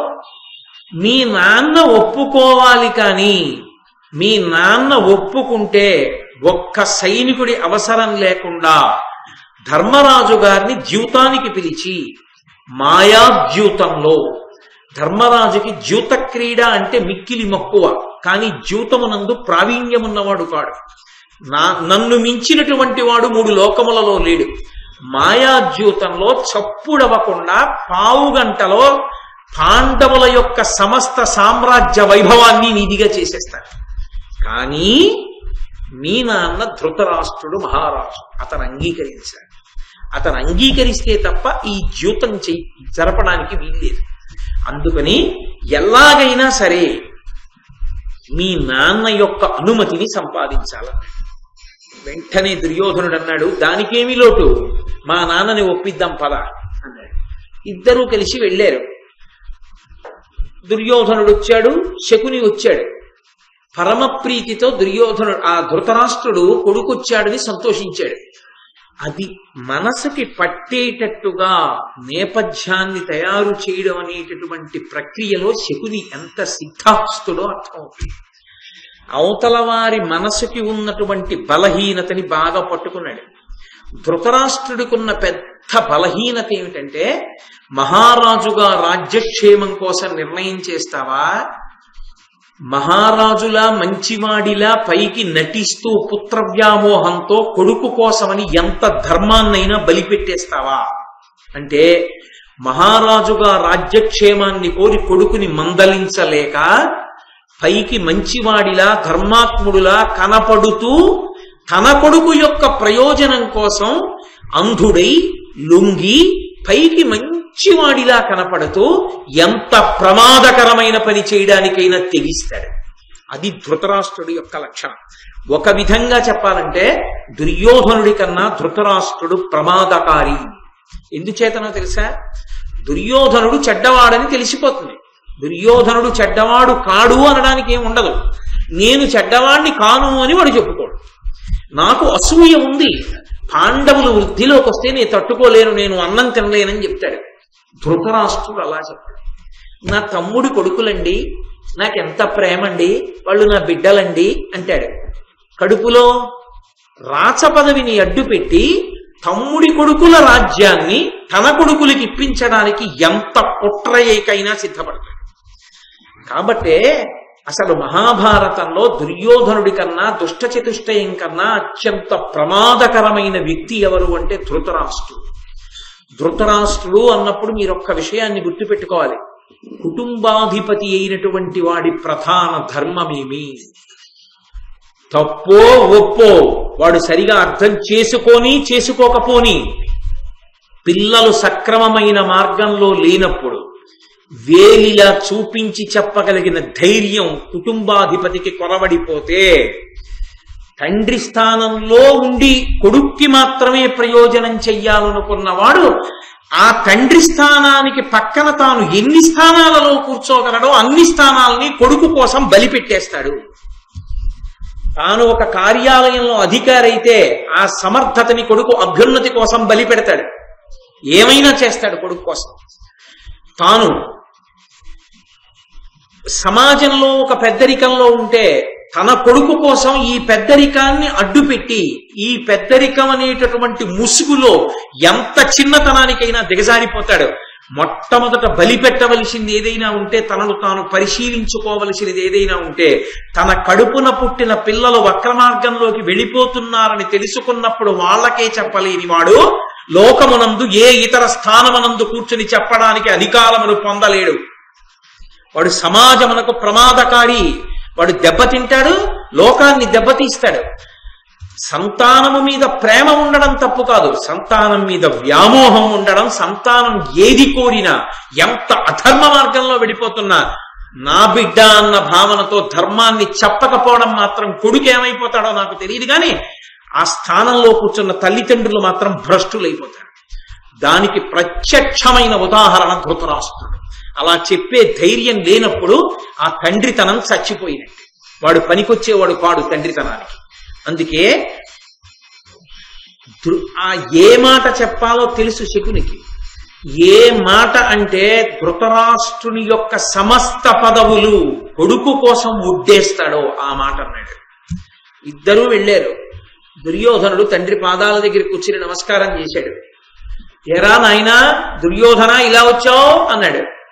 శకుని చెప్పాడు జవాబు. ధృతరాష్ట్రుడితో అన్నాడు, నీ కొడుకు కృషించిపోయాడు, కళావిహీనుడైపోయాడు, కనుక్కో ఎందుకో అన్నాడు. ఈ మాట చాలు ధృతరాష్ట్రుడికి. దేనికి కృషించిపోయావు, దేనికి కళావిహీనుడవయ్యావు అని అడిగి, నేను ఈ కారణానికి కృషించిపోయాను, పాండవుల ఐశ్వర్యాన్ని చూడలేకపోతున్నానంటే చీ నోర్మోయ్ అనలేడు ధృతరాష్ట్రుడు. కొడుకు కృషించిపోయాడు, కళావిహీనుడైపోయాడు. ఇప్పుడు ఏది వస్తే తనకున్న దాని చేత కాదు ఇతరులకున్నది తనదైతే కొడుకు సంతోషిస్తాడో అది ఏదైనా ఎంత అధర్మమైనా తన రాచ పదవిని అడ్డుపెట్టైనా కుతంత్రంతో చేస్తాడు ధృతరాష్ట్రుడు. ఇది తెలుసు శకునికి. అక్కడొచ్చింది ప్రమాదం. తండ్రి అవడం గొప్ప కాదు, తండ్రిగా కూర్చోగలగడం గొప్ప, తండ్రిగా రాణించడం గొప్ప, కర్తవ్యతానిష్టతో ఉండగలగడం గొప్ప. అందుకే ఆ మాట శకుని అనగానే కంగారు పడిపోయాడు. గబగబా ఓంగి కొడుకు ఒళ్ళంతా తడివేశాడు. తడివేసి కౌరవైశ్వర్యంబు గౌరవంబున సమర్పితమయ్య నీయంద పేర్మితోడ అనుజులు మిత్రులు అనుచరులను నీకు ప్రీతులు కాని అప్రియులు లేరు, వివిధ భోగముల్ దివిజేషణము గల అట్టుల కలవు నీకనుభవింప, సకల భూపతులు బాయక భక్తియుక్తులై ఒలసి నీ పలుపు చేయుదురు, పేర్మినేమి కొరతయ్యే ఇట్లు డయ్యను తనుఛాయ తరిగియుండ, సకల ధరణి రాజ్య భోగ సుఖ పరాన్ముఖత్వము పొంద, ఏల నీకు కురుకులీశ్వరుండ. అది కొడుకుని పిలిచినటువంటి సంబోధన. ఒక తండ్రి కొడుకు కృషించిపోయి కళావిహీనుడవై అయ్యాడంటే ఎందుచేతరా అని ఒక మాట అంటే చాలు. నాన్న నీకు ఇన్నున్నాయి కదరా అన్నాడంటే ఆ కొడుకు ఎప్పుడూ ఏవి కోరుకుంటాడో ఏదో లేదని ఏడుస్తున్నాడు, నీకు ఇంకా ఏది లేదు నాన్న అని అడిగినట్టేనా? నాన్న నీకు ఏసీ గది ఇచ్చాను కదా నాన్న, నీకు సెల్ ఫోన్ ఇచ్చాను కదా నాన్న, నీకు కంప్యూటర్ కొనిపెట్టా కదా నాన్న, ఇంటర్మీడియట్ ఫస్ట్ ఇయర్ లోనే మోటార్ సైకిల్ కొనిచ్చాను కదా నాన్న, నువ్వు ఎవరిని గుద్దేసినా డబ్బులు కట్టి కేసులు మాఫీ చేసేస్తాను కదా నాన్న, అయినా ఎందుకు ఏడుస్తున్నావు అని తండ్రి అంటే వాడు పనికొచ్చే తండ్రా పనికి మాలిన తండ్రే? దేనికి ఏడుస్తున్నావురా అని అడగాలంతే కదా. ఇన్ని మాటలు ఎందుకు? కౌరవైశ్వర్యంబు గౌరవంబున సమర్పితమయ్య నీయంద పేర్మితోడ. ఏమిరా కౌరవుల ఐశ్వర్యం అంతట్లోనూ ఎక్కువ భాగాన్ని నీకే కట్టబెట్టేశాను కదరా, తప్పు కదూ? తాను రాచరికంలో ఉండి అదేం పని అసలు? నీకే కట్టబెట్టానుగా. అనుచులు మిత్రులు అనుచరులను నీకు ప్రీతులు కాని అప్రియులు లేరు. నీ చుట్టుపక్కల ఉండే స్నేహితులనుకో, నీ తమ్ముళ్ళనుకో, నీ అనుచరులనుకో, వాళ్ళందరూ నీ ఎందు ప్రియభావనతో ఉన్నవాళ్లే కానీ నీ పట్ల అప్రియమైన భావన ఉన్నవారు కారే. వివిధోపభోగముల్ దివిజేషులకు కల అట్టుల కలవు నీకు అనుభవింప. వివిధ భోగోపకరణములు దేవేంద్రుడికి ఎలా ఉంటాయో అనుభవించడానికి అలా అన్ని భోగోపకరణములు నీకు సమకూర్చాను అనుభవించమని. అవి ఉన్నాయిగా, ఇంకా ఏమిటి లోటు వచ్చిందిరా? సకల భూపతులు బాయక భక్తియుక్తులయ్యులసి నీ పనుపు చేయుదురు. ఇంతమంది రాజులు నీకు భయపడి నీకు ఊడిగం చేస్తున్నారు. ఇన్ని నీకు సమకూర్చాను కదరా. ఇన్ని ఉన్నా పేర్ని ఏమి కొరతయ్యే? నీకు ఇంకా ఆధిక్యతలో ఏమి తక్కువ వచ్చిందిరా? ఎందుకలా చిక్కిపోయావు? ఎందుకంత కళావిహీనుడు అయిపోయావు? రాజ్య భోగమునందు పరాన్ముఖత్వం ఎందుకు వచ్చింది నీకు? ఈ భోగాలు నేను అనుభవించానని ఒక్కడివి అలా కృషించిపోయి ఎందుకు కూర్చుంటున్నావురా? ఏల నీకు కురుకులేశ్వరుండా, కురుకులమునకు ఈశ్వరుంటేవాడు.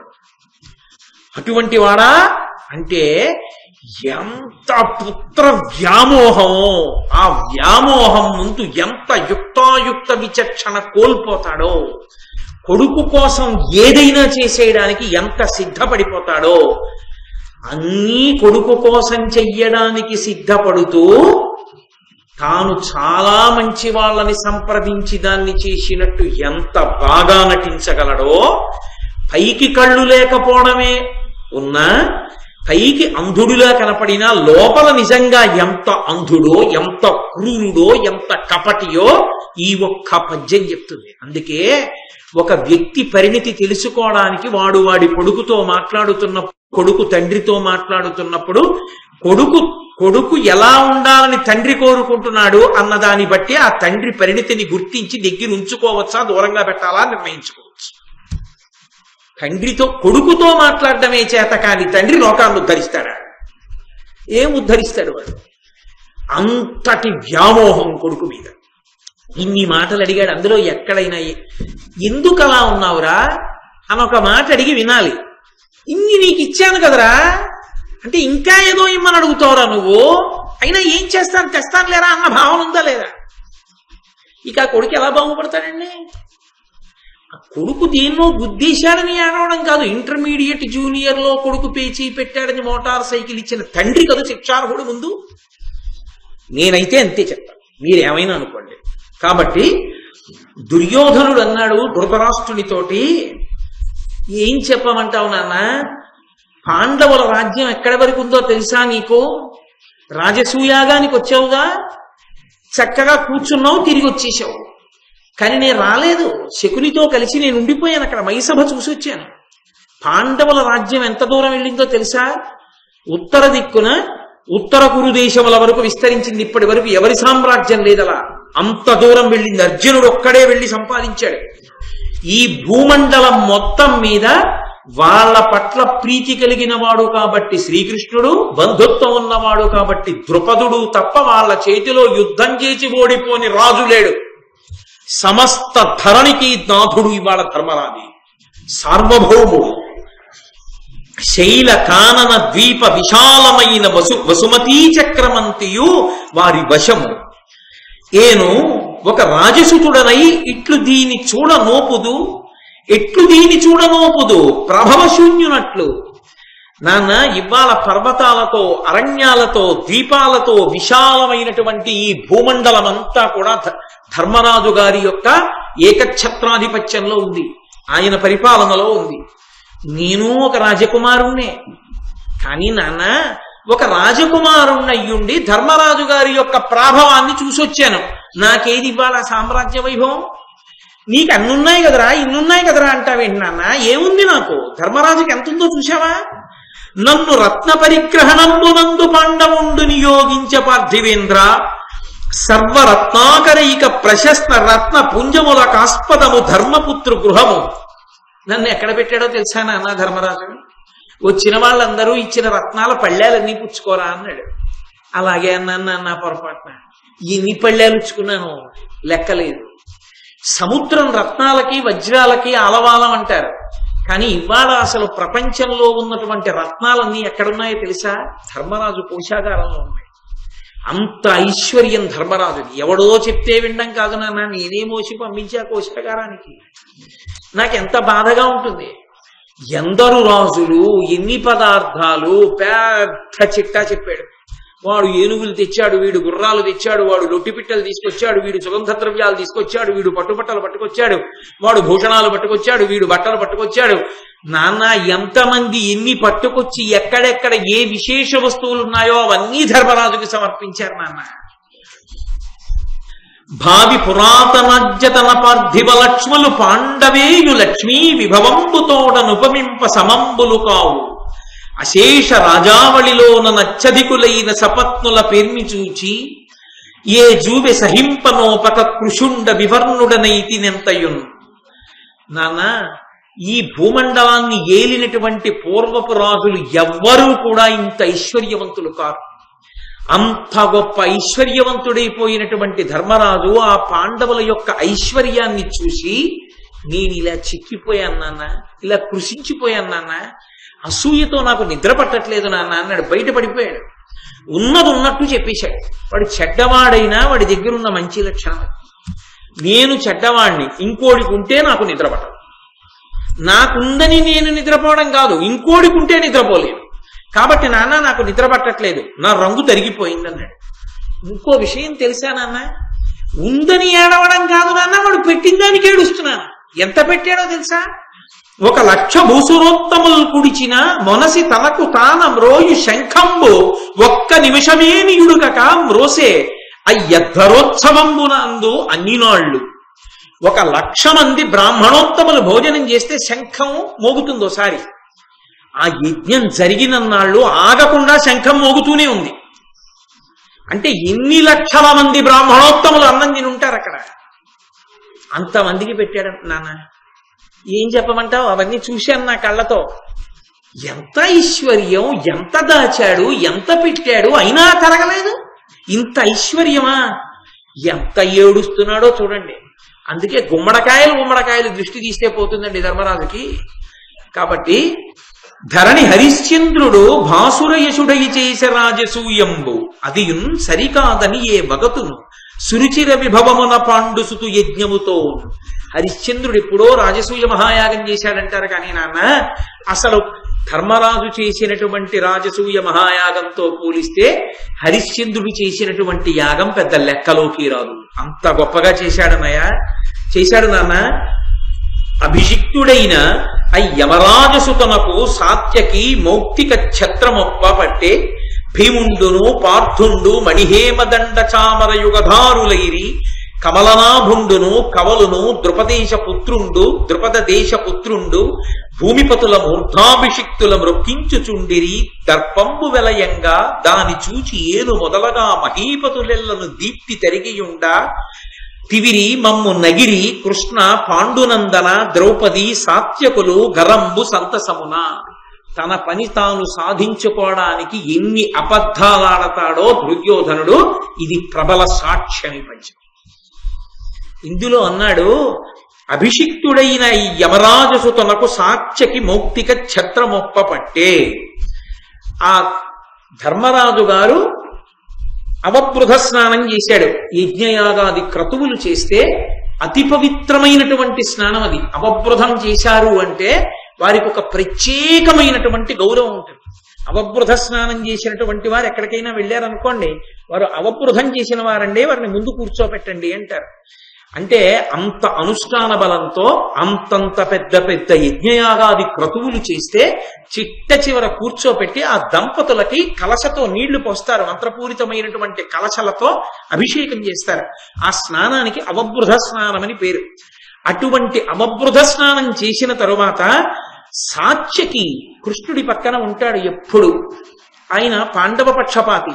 ఆ సాత్యకి ఛత్రం పట్టుకున్నాడు. నాన్న, భీముండును పార్థుండు మణిహేమదండ చామర యుగధారులైరి. ఒక పక్క భీమసేనుడు, ఒక పక్క అర్జునుడు బంగారు కొమ్ములతో ఉన్నటువంటి చామరాల్ని పట్టుకుని వీచారు ధర్మరాజుకి. కమలనాభుండును కవలును ద్రుపదేశ పుత్రుండు వేర్వేర భూమిపతుల మూర్ధాభిషిక్తుల మృక్కించుచుండిరి. వరుస క్రమంలో నించుని దర్శనం చేసుకుని ఒక్కసారి ఆయన కాళ్ళకి నమస్కారం చేసుకుంటామండి, కాళ్ళకి నమస్కారం చేసుకుంటామండి అని వరుస క్రమంలో వస్తున్న రాజులు తోసుకుంటుంటే ఒక పక్క కృష్ణుడు నిలబడి, ఒక పక్క నకుల సహదేవులు నిలబడి, ఒక పక్క ద్రుపదుని యొక్క కుమారుడు దృష్టజ్యుమ్నుడు నిలబడి, వీళ్ళందరూ కలిసి ఆ రాజుల్ని తోసుకోకండి ఒక్కొక్కళ్ళని తీసుకెళ్లి ధర్మరాజు కాళ్ళకి దండం పెట్టిస్తే వాళ్ళ కిరీట కాంతుల చేత ధర్మరాజు యొక్క పాదములు ప్రకాశించి వాళ్ళు కప్పాలు కడుతుంటే రత్నాలు ఇస్తుంటే నేను పళ్ళాలందుకని పక్కకు అందిస్తుంటే నాన్న ఏం జరిగిందో తెలుసా? నేను అదంతా చూసి చాలా బాధ కలిగి నా ముఖంలో కాంతి తిరిగి నేను పక్కన నించుంటే కావాలని నన్ను చూసి కృష్ణుడు, పాండునందనుడు అంటే పాండవులు, ద్రౌపదీదేవి, సాత్యకి వీళ్ళందరూ కలిసి మొక్కిస్తూ ఉండడం, నా వంక చూసి నవ్వుతూ ఉండడం. అలా నవ్వారు నాన్న. తండ్రికి ఎలా ఉంటుంది? అసలు పుత్రవ్యామోహం. అలా నవ్వారా వాళ్ళు రాజసూయంలో? అలా నవ్వితే నిజంగా భీష్మాదులు ఒప్పుకుంటారా? అసలు నవ్వితే భీష్మాదులు ఒప్పుకోవడం అలా ఉంచండి. అలా పరిహాసాస్పదంగా నవ్వేటటువంటి అత్యంత అల్పమైన సంస్కారము కలిగినటువంటి వాళ్ళ అంటే వాళ్ళు నవ్వారన్న మాటని భారతంలో దుర్యోధనుడు ఎన్నో మార్లు చెప్పాడు. ఒక్కొక్కసారి చెప్పినప్పుడు ఒక్కొక్కళ్ళ పేరు కలిపాడు, ఒక్కొక్కళ్ళ పేరు తీసేశాడు. ఒక్కొక్క సందర్భాన్ని కలిపాడు, ఒక్కొక్క సందర్భాన్ని తీసేశాడు. అంటే ఎన్ని అబద్ధాలాడాడు, వాళ్ళు నవ్విన దాన్ని ఎన్ని చోట్ల తీసుకొచ్చాడు. కృష్ణుడు నవ్వాడన్నాడు, సాత్యకి నవ్వాడన్నాడు, ద్రౌపదీదేవి నవ్విందన్నాడు, పాండవులు నవ్వారన్నాడు. ఇంతమంది మమ్మల్ని చూసి నవ్వడమే పనిగా పెట్టుకుని నవ్వారు నాన్న. నన్ను చూసి అసలే పుత్రవ్యామోహం, గుడ్డిరాజు. దానికి తోడు ఇప్పుడు దుర్యోధనుడు చెప్పిన మాటకి తమ్ముడి కొడుకుల మీద కక్ష పట్టుకుంటాడా? పట్టుకోడా? ఖచ్చితంగా కక్ష పట్టుకుంటాడు. అనగుడై 88,000 బ్రాహ్మణ ప్రవరుల బ్రహ్మవిధుల వెలయంగా అల్లిండ్ల నిలిపి ప్రత్యేకంప 30 దాసుల నొప్పనిచ్చి ముదముతో రక్షించు 10,000 ఉత్తమ భూసురులతని అగ్రాసనమునగల ధౌతమయ పాత్రముల ప్రతిదినమును ఉడువను కట్టను తొడువ పూయ అనుభవింపగలుగుటది ఏమి పురుషార్థమయ్యా. కష్టపురుషునట్టు ఒరుల పేర్మి చూచుచుండ పెద్దయు నేనోపననిన పతికి ఇట్టులనియ శకుని. ఆ ధృతరాష్ట్రుడితో చెప్తున్నాడు దుర్యోధనుడు, నాన్న 88,000 మంది బ్రాహ్మణుల్ని తీసుకొచ్చి వాళ్ళందరికీ అగ్రహారాలిచ్చి ఇళ్ళిచ్చి మళ్ళీ ఒక్కొక్క బ్రాహ్మణుడికి 30 మంది దాసులనిచ్చి వాళ్ళ జీతభత్యాలన్నీ ధర్మరాజు భరిస్తున్నాడు బ్రాహ్మణ రక్షణకి. అంతేకాదు, తాను అన్నం తినేటప్పుడు ఒక్కడు తినడు.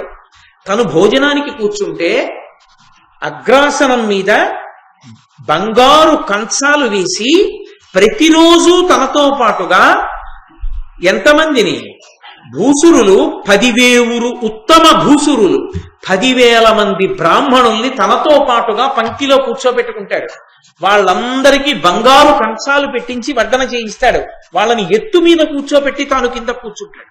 అగ్రాసనం మీద కూర్చోబెట్టి 10,000 మంది బ్రాహ్మణుల చేత బ్రాహ్మణులకు అన్నం పెట్టి వాళ్ళు ఆచమనం చేసి పరిశేచనం చేసి వాళ్ళు తిన్న తర్వాత తాను తింటాడు. నాన్న అనకుడు, పాపం లేనివాడు, చాలా గొప్పవాడు నాన్న ధర్మరాజు. అంత చేస్తాడు. నా కర్మ ఏమిటో తెలుసా నాన్న? అది చూసి వాత్సలేదు. అది నా బాధ. చూసేశాను నాన్న చూడకూడనివి, ఇంకెక్కడ నిద్రపోతా? వివశుణ్ణైపోయా, నీరసపడిపోయా, వివర్ణుణ్ణైపోయా, ఇంకా నాకు ఒంట్లో ఓపిక లేదు.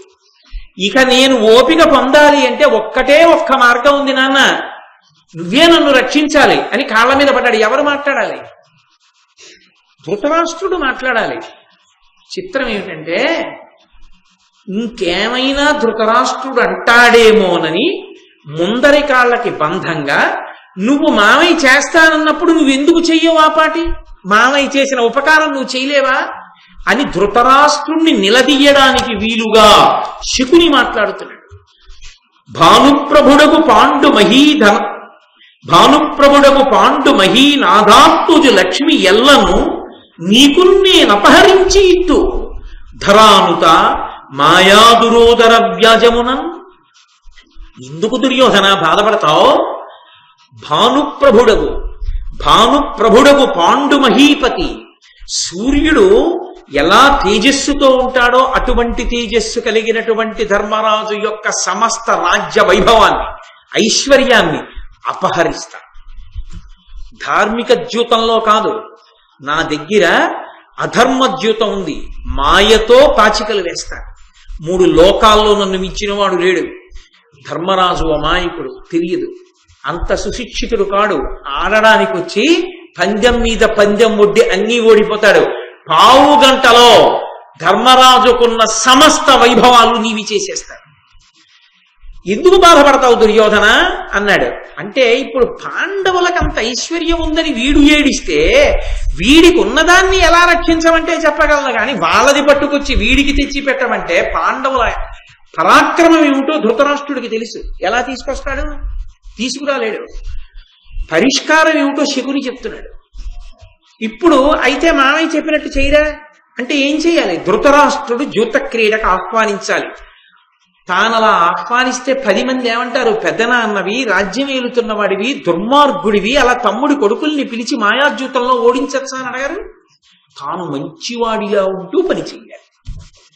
అందుకని ఇప్పుడు ధృతరాష్ట్రుడు అన్నాడు దుర్యోధనుడితోటి, ధీరమతి విదురుతోడ విచారింతం, వాడు నయవిశారదుడు, కళాపారగుడు, దీర్ఘదర్శి, అపార హితారంభుడు, ఉభయపక్షంబులకు. అలాగే అనలేదు, అనకుండా చాలా వివేకం కలిగినటువంటి వాడు విదురుడు, అతన్ని సంప్రదిస్తాడు. వాడు నయవిశారదుడు, నీతిశాస్త్ర కోవిదుడు, కళాపారగుడు, అన్నీ తెలుసున్నవాడు, దీర్ఘదర్శి, దూరదృష్టితో ఆలోచిస్తాడు. అపార హితారంభుడు, భయపక్షంబులకు, 2 పక్షాలకి కూడా హితం కావాలని కోరుకునేవాడు. ఆ విదురుడితో నేను ఆలోచిస్తాను, ఆలోచించి నీకు చెప్తానన్నాడు. ఎందుకు విదురుడితో ఆలోచించడం? విదురుడు మహాధర్మమూర్తి. అంతటి ధర్మమూర్తి అయినటువంటి విదురుడు ఈ అక్రమాన్ని అంగీకరించడు. అంగీకరించడని తెలిసినప్పటికీ మరి ధృతరాష్ట్రుడు ఎందుకు విదురుడితో మాట్లాడటం? వినడుగా ఎలాగో విదురుడు తాను చెప్పిన మాట వినడు. మాయాద్యూతానికి విదురుడు ఒప్పుకోడు. తప్పు, అలాంటి వద్దు. బుద్ధుందా లేదా నీకు? వాళ్ళకి పెద్దనాన్నవి, అటువంటి పనులు చెయ్యొచ్చా? మాయాద్యూతం ఏమిటి? పిల్లల మధ్య చిచ్చు పెడతావా? తప్పు, అలాంటి పనులు చేయకూడదు నువ్వు అంటే ఊరుకుంటాడా? అలా ఊరుకునేవాడైతే ఆ బుద్ధి ఏదో తన కొడుక్కి తాను చెప్పద్దా? అంటే టక్కరితనం తండ్రిది ఎక్కడిదంటే, మహానీతి విశారదుడైనటువంటి విదురుణ్ణి నేను సంప్రదించాను, విదురుడు వద్దన్నాడు, కానీ ఏదో పిల్లలాడుకుంటానన్నారని ఒప్పుకున్నాను, విదురుణ్ణే పంపించాను తీసుకురమ్మని. నేనేం అబద్ధం ఆడానా? జూదం ఆడుకుందరు గాని కాసేపు కొత్తగా సభ కట్టాను రండిని చెప్పి నేను పిలుపుకి ఆహ్వానానికి పంపించింది విదురుణ్ణే కదా, విదురుడే కదా వెళ్ళి మాట్లాడాడు అని విదురుణ్ణి తీసుకొచ్చి సన్నివేశంలోకి దింపితే తాను మంచివాడన్నట్లుగా కనపడచ్చు. దుర్యోధనుడు ప్రమాదకారా, ధృతరాష్ట్రుడు ప్రమాదకారా? నేనందుకుని విదురుడితో మాట్లాడి నీకు చెప్తానన్నాడు. దుర్యోధనుడు అన్నాడు, పాండుపుత్రులకెప్పుడు పక్షపాతి విదురుడని చెప్పతొల్లియు విందు, దీని నెరిగి వారించుగాన అతడేల శకుని కైతవంబున కొడబడు కౌరవేంద్ర. ఎప్పుడూ విదురుడు పాండవ పక్షపాతి. వీడు పాండవ పక్షపాతి అంటాడు కానీ పాండవులు ధర్మమనందున్నారు, విదురుడు ధర్మపక్షపాతి. అందుకని విదురుడు పాండవుల పక్షాన మాట్లాడినట్టే కనిపిస్తుంది. పాండవుల పక్షాన మాట్లాడతాడు. అటువంటి విదురుడితో మాట్లాడి నువ్వేం నిర్ణయం చేస్తావు? మాయాద్యూతానికి పిలిపించగలవాలని విదురుడు ఒప్పుకుంటాడా? విదురుడితో మాట్లాడతానంటావేంటి? దీని కొడబడవేని నీడ ఈ క్షణమా సర్వభక్షుచే భక్షితుండనగుదను తెల్లమేనెట్లయినా వగపు దక్కి విదురుడును నీవు ఉండు ముదముతోడ. నువ్వు మహారాజువి, మంత్రి విదురుడు. ప్రతిదానికి మంత్రిని సంప్రదించాలా? నువ్వు నిర్ణయం చేయలేవా? నీ కొడుకు కోసమా మాత్రం పిలవలేవా? ఇంత కష్టపడి మేనమామ ఓడించి అన్ని ఇప్పిస్తానంటున్నాడుగా, ఏ ఆహ్వానం పలకడానికి ఏం రాజుగా? అది కూడా చేయవా ఉపకారం తండ్రిగా? సరే అయితే ఓ పని చెయ్యి, నీకు విదురుడేగా ఎక్కువ, నువ్వో విదురుడు ఉట్టి కట్టుకు ఊరేగండి. నేను ఇప్పుడే అగ్నిహోత్రంలో దూకి చచ్చిపోతాను, నేను వెళ్ళిపోతున్నాను. కొడుకు కోసం ఏమైనా చేసేస్తాడు కదా, చస్తే చావు అనమన్నాడు విదురుడు. వాడొక్కడిని వదిలి దరిద్రం వదిలిపోతుంది. మిగిలిన కొడుకు లేరు 99 మంది, నీకు ఒక్కడే కొడుక. వాడొక్కడు చచ్చిపోతే కోట్ల మంది బతుకుతారు. వాడొక్కడు బతకాలని కోరుకుంటే కోట్ల మంది చచ్చిపోతారు.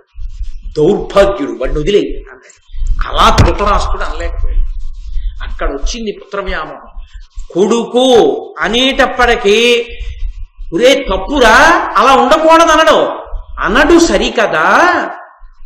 అదే వ్యామోహంతో ప్రవర్తిస్తూ చాలా ధార్మికంగా ప్రవర్తించినట్లు నటిస్తాడు. అక్కడుండి ఇబ్బంది. కాబట్టి వెంటనే అన్నాడు, ఉరే అంత పని చేయకురా, నువ్వు కోరుకున్నట్టే చేస్తానరా, పాండవుల్ని తప్పకుండా పిలిపిస్తాను అని 1000 మంది శిల్పుల్ని పిలిచాడు. ఎంత దురాలోచన చూడండి. 1000 మంది శిల్పుల్ని పిలిచి అనేక ద్వారాలతో అద్భుతమైనటువంటి సభా నిర్మాణం చెయ్యండి అని వాళ్ళని ఆజ్ఞాపించి వలవల ఏడిచాడు. ఒరే కొడకా, నువ్వు అటువంటి పని చేయకురా, నువ్వు లేకపోతే నేను ఉండలేను రా అని. అంటే అక్కడ మహిసభా నిర్మాణం జరిగింది. రాజసూయానికి వీళ్ళని పిలిచారు. వాళ్ళని పిలవడానికి హేతు ఏమిటి? ఏదో ఒక హేతు ఉండాలిగా. కొత్తగా సభ కట్టాము, చాలా గొప్ప సభ, మణిసభ ఇది. ఓసారి ధర్మరాజు వాళ్ళు వస్తే బాగుంటుందని పిలిపించాడు. గోడలు స్తంభాలు ఎన్నాళ్ళు చూస్తారు మహిసభని చూసిన వాళ్ళు? అందుకని ఏం చెయ్యొచ్చు? ఇంత గొప్ప సభ అలా చూస్తూ కాలక్షేపం ఉత్తిరే ఏం కూర్చుంటాం, కాసేపు జూదం ఆడుకుందాం అనొచ్చు. అన్న తర్వాత కావలసినవన్నీ చెయ్యొచ్చు. అందుకని దానికి పిలుపుకొక ప్రాతిపదిక కోసం మంటప నిర్మాణం చేశాడు సభ. అందుకు పిలిచాడు 1000 మంది శిల్పుల్ని.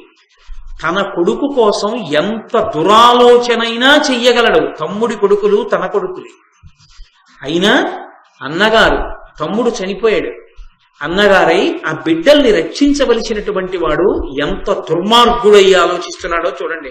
మనసుకి నియంత్రణ లేకుండా ఉండాలి కానీ తన మీద తనకి అదుపు లేకుండా పోవాలి కానీ మనిషి ఎంతకైనా తెగించగలడు అని విదురుణ్ణి పిలిచి, ఇలా మాయాద్యూతంలో గెలవాలనుకుంటున్నారు, శకుని ఆడతాడు, నువ్వు వెళ్ళి పాండవుల్ని తీసుకురావాలని చెప్పాడు. విదురుడితో మాత్రం నిస్సందేహంగా చెప్పేస్తాడు, విదురుడితో మాట్లాడతాడు. మంత్రి కాబట్టి విదురుణ్ణి పిలిచి చెప్పాడు.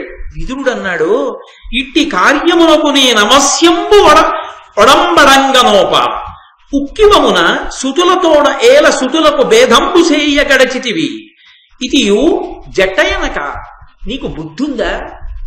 మాయాద్యూతానికి నేను వెళ్ళి తీసుకురానా పాండవుల్ని? పిల్లలకి చిచ్చు పెడతావా? పెద్దనాన్నవి నువ్వు ఉన్నావా? పాండుపుత్రులకి నీ పుత్రులకి సయోధ్య కుదిరేటట్టుగా చూడాలి, అందరూ అన్నదమ్ముల్లా బతికేటట్టు చూడాలి. కానీ ఏమి నీ పెద్దరికం కాల్సనా? ఏమిటి జూదమాడించడం ఏమిటి పిల్లలతోటి? నేను ఒక్కనాటికి ఒప్పుకోని జూదాన్ని. వలసి నీ పుత్రులెల్లా ఉండురలతోడ ఎట్లొడంబడియుందురు అట్లు చేయవలయం తమలోన జూదంబు వాదునగుట కలహ మూలంబ ఇట్టి శాంతులకునైనా. ఒకసారి జూదమాడడానికి అన్నదమ్ములే కూర్చున్నా మొట్టమొదట వాదన ప్రారంభం అవుతుంది. వాదన కలహం కింద మారుతుంది, కలహం యుద్ధం కింద మారుతుంది. జూదం అంటూ మొదలుపెట్టిన తరువాత అది ఎంత ప్రమాదానికి వెడుతుందో ఎవరూ చెప్పలేరు. ఎంతటి శాంతమూర్తులైన వారు కూర్చుని మొదలుపెట్టినా అది క్రీడాద్యూతమే అయినా చిట్ట చివరికి అత్యంత ప్రమాదకరమైనటువంటి స్థితిని కల్పిస్తుంది. అందుకు నా మాట విను, నేను అంగీకరించను. అది ధృతరాష్ట్రుని యొక్క నయవంచన అంటే అక్కడ ఉంది. బుద్ధురా అని చెప్తున్నాడు విదురుడు. ఏమీ ఎరగని వాళ్ళ ధృతరాష్ట్రుడు అన్నాడు, పుత్రులకేల భేదమగు భూనత, ఏనును నీవు జాహ్నవీ పుత్రుడునుండగా అహితమున్ భయమున్ దొరకొన్నే, నాకు నా పుత్రులకు ప్రసాదకృత బుద్ధులు వెల్పులుగాన, దీనికిన్ మిత్రనిధి ఒడంబడుము మిన్నక సంశయమంద నీటికి. మహామంత్రి విదురుడు మంత్రి అని పిలవలేదు, మిత్రనిధి అన్నాడు. ఓ స్నేహితుడా, చిన్న బాధ అర్థం చేసుకోనా, బలహీనత నీకు తెలుసు కదా అని దాని అర్థం ఎక్కువ వాదన పెట్టకు దీని మీద అని. పుత్రులకేల భేదమగు భూనాథ భూనుత, ఎందుకు వస్తుంది కొడుకుల మధ్య వైరం? భలేవాడివే, ఏనును నేను లేను, నేనున్నానన్నవాడు ఏం చేశాడో చూద్దురు గాని. నిజంగా ద్యూతం జరిగినప్పుడు నేనున్నానన్నవాడు ద్రౌపదీదేవి ఏడుస్తూ మామగారి దగ్గరికి వచ్చి నిలబడితే ఏమీ వినపడి వాళ్ళ నిల్చున్నాడు, చీరలు రుచేస్తుంటే. కాబట్టి నేను లేను, నీవు లేవు, నీవు జాహ్నవీపుత్రుడు ఉండగా గాంగేయుడు భీష్మాచార్యుల వారు లేరు, నేను నువ్వు భీష్ముడు కూర్చుండగా పిల్లలు దెబ్బలాడుకుంటారా? హాయ్ అంటే ఊరుకోరు, అంత ఊరుకునే కొడుకా తన కొడుకు తెలియదు. కాబట్టి అహితమున్ భయమున్ దొరకొన్నే, జరగకూడనిది భయంకరమైనది జరుగుతుందా? నాకు నా పుత్రులకు ప్రసాదకృత బుద్ధులు వెల్పులుగాన, నాకు నా పుత్రులకి దేవతలు ఉన్నారయ్యా, వాళ్ళు ఎప్పుడు రక్షిస్తూ ఉంటారు. ఎంత మంచి బుద్ధి ఉన్నవాడో కదూ రక్షించడానికి.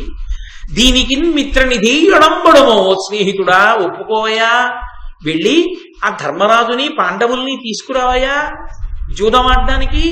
కాసేపు వాళ్ళు క్రీడాజూతం ఆడుకుంటారు, పిల్లలు కాలక్షేపానికి ఆడుకుంటారు. అంటే అది కర్తవ్యతానిష్ట, అంటే తాను చెప్పవలసినది చెప్పేశాడు. మంత్రిగా తన కర్తవ్యం తాను చేస్తాడు. ప్రభు ఆజ్ఞ, మహారాజు వెళ్ళి తీసుకురమ్మన్నాడు. అందుకని ధర్మరాజు గారి దగ్గరికి వెళ్ళి తీసుకురావడానికి వెళ్ళవలసిందే విదురుడు. అందుకని ఇప్పుడు వెళ్ళడానికి బయలుదేరుతున్నాడు. బయలుదేరుతూ ఎందుకైనా మంచిదని ఒక్కసారి భీష్మాచార్యుల వారి దగ్గరికి వెళ్ళాడు. వెళ్ళి ఇలా శకుని మాయాద్యూతం ఆడడానికి సిద్ధపడుతున్నాడు, పాండవుల్ని వెళ్ళి నన్ను తీసుకురమ్మంటున్నాడు ధృతరాష్ట్రుడు, ఇది ప్రమాదకరం కాదా అని అడిగాడు. భీష్ముడు అన్నాడు, ఖచ్చితంగా ప్రమాదకరమే. ధృతరాష్ట్రుడిటువంటి నిర్ణయం చేసి ఉండకూడదు, నువ్వేం చెప్పావు? వద్దని చెప్పాను. ధృతరాష్ట్రుడు ఏం చెప్పాడు? వెళ్ళి తీసుకురమ్మని చెప్పాడు.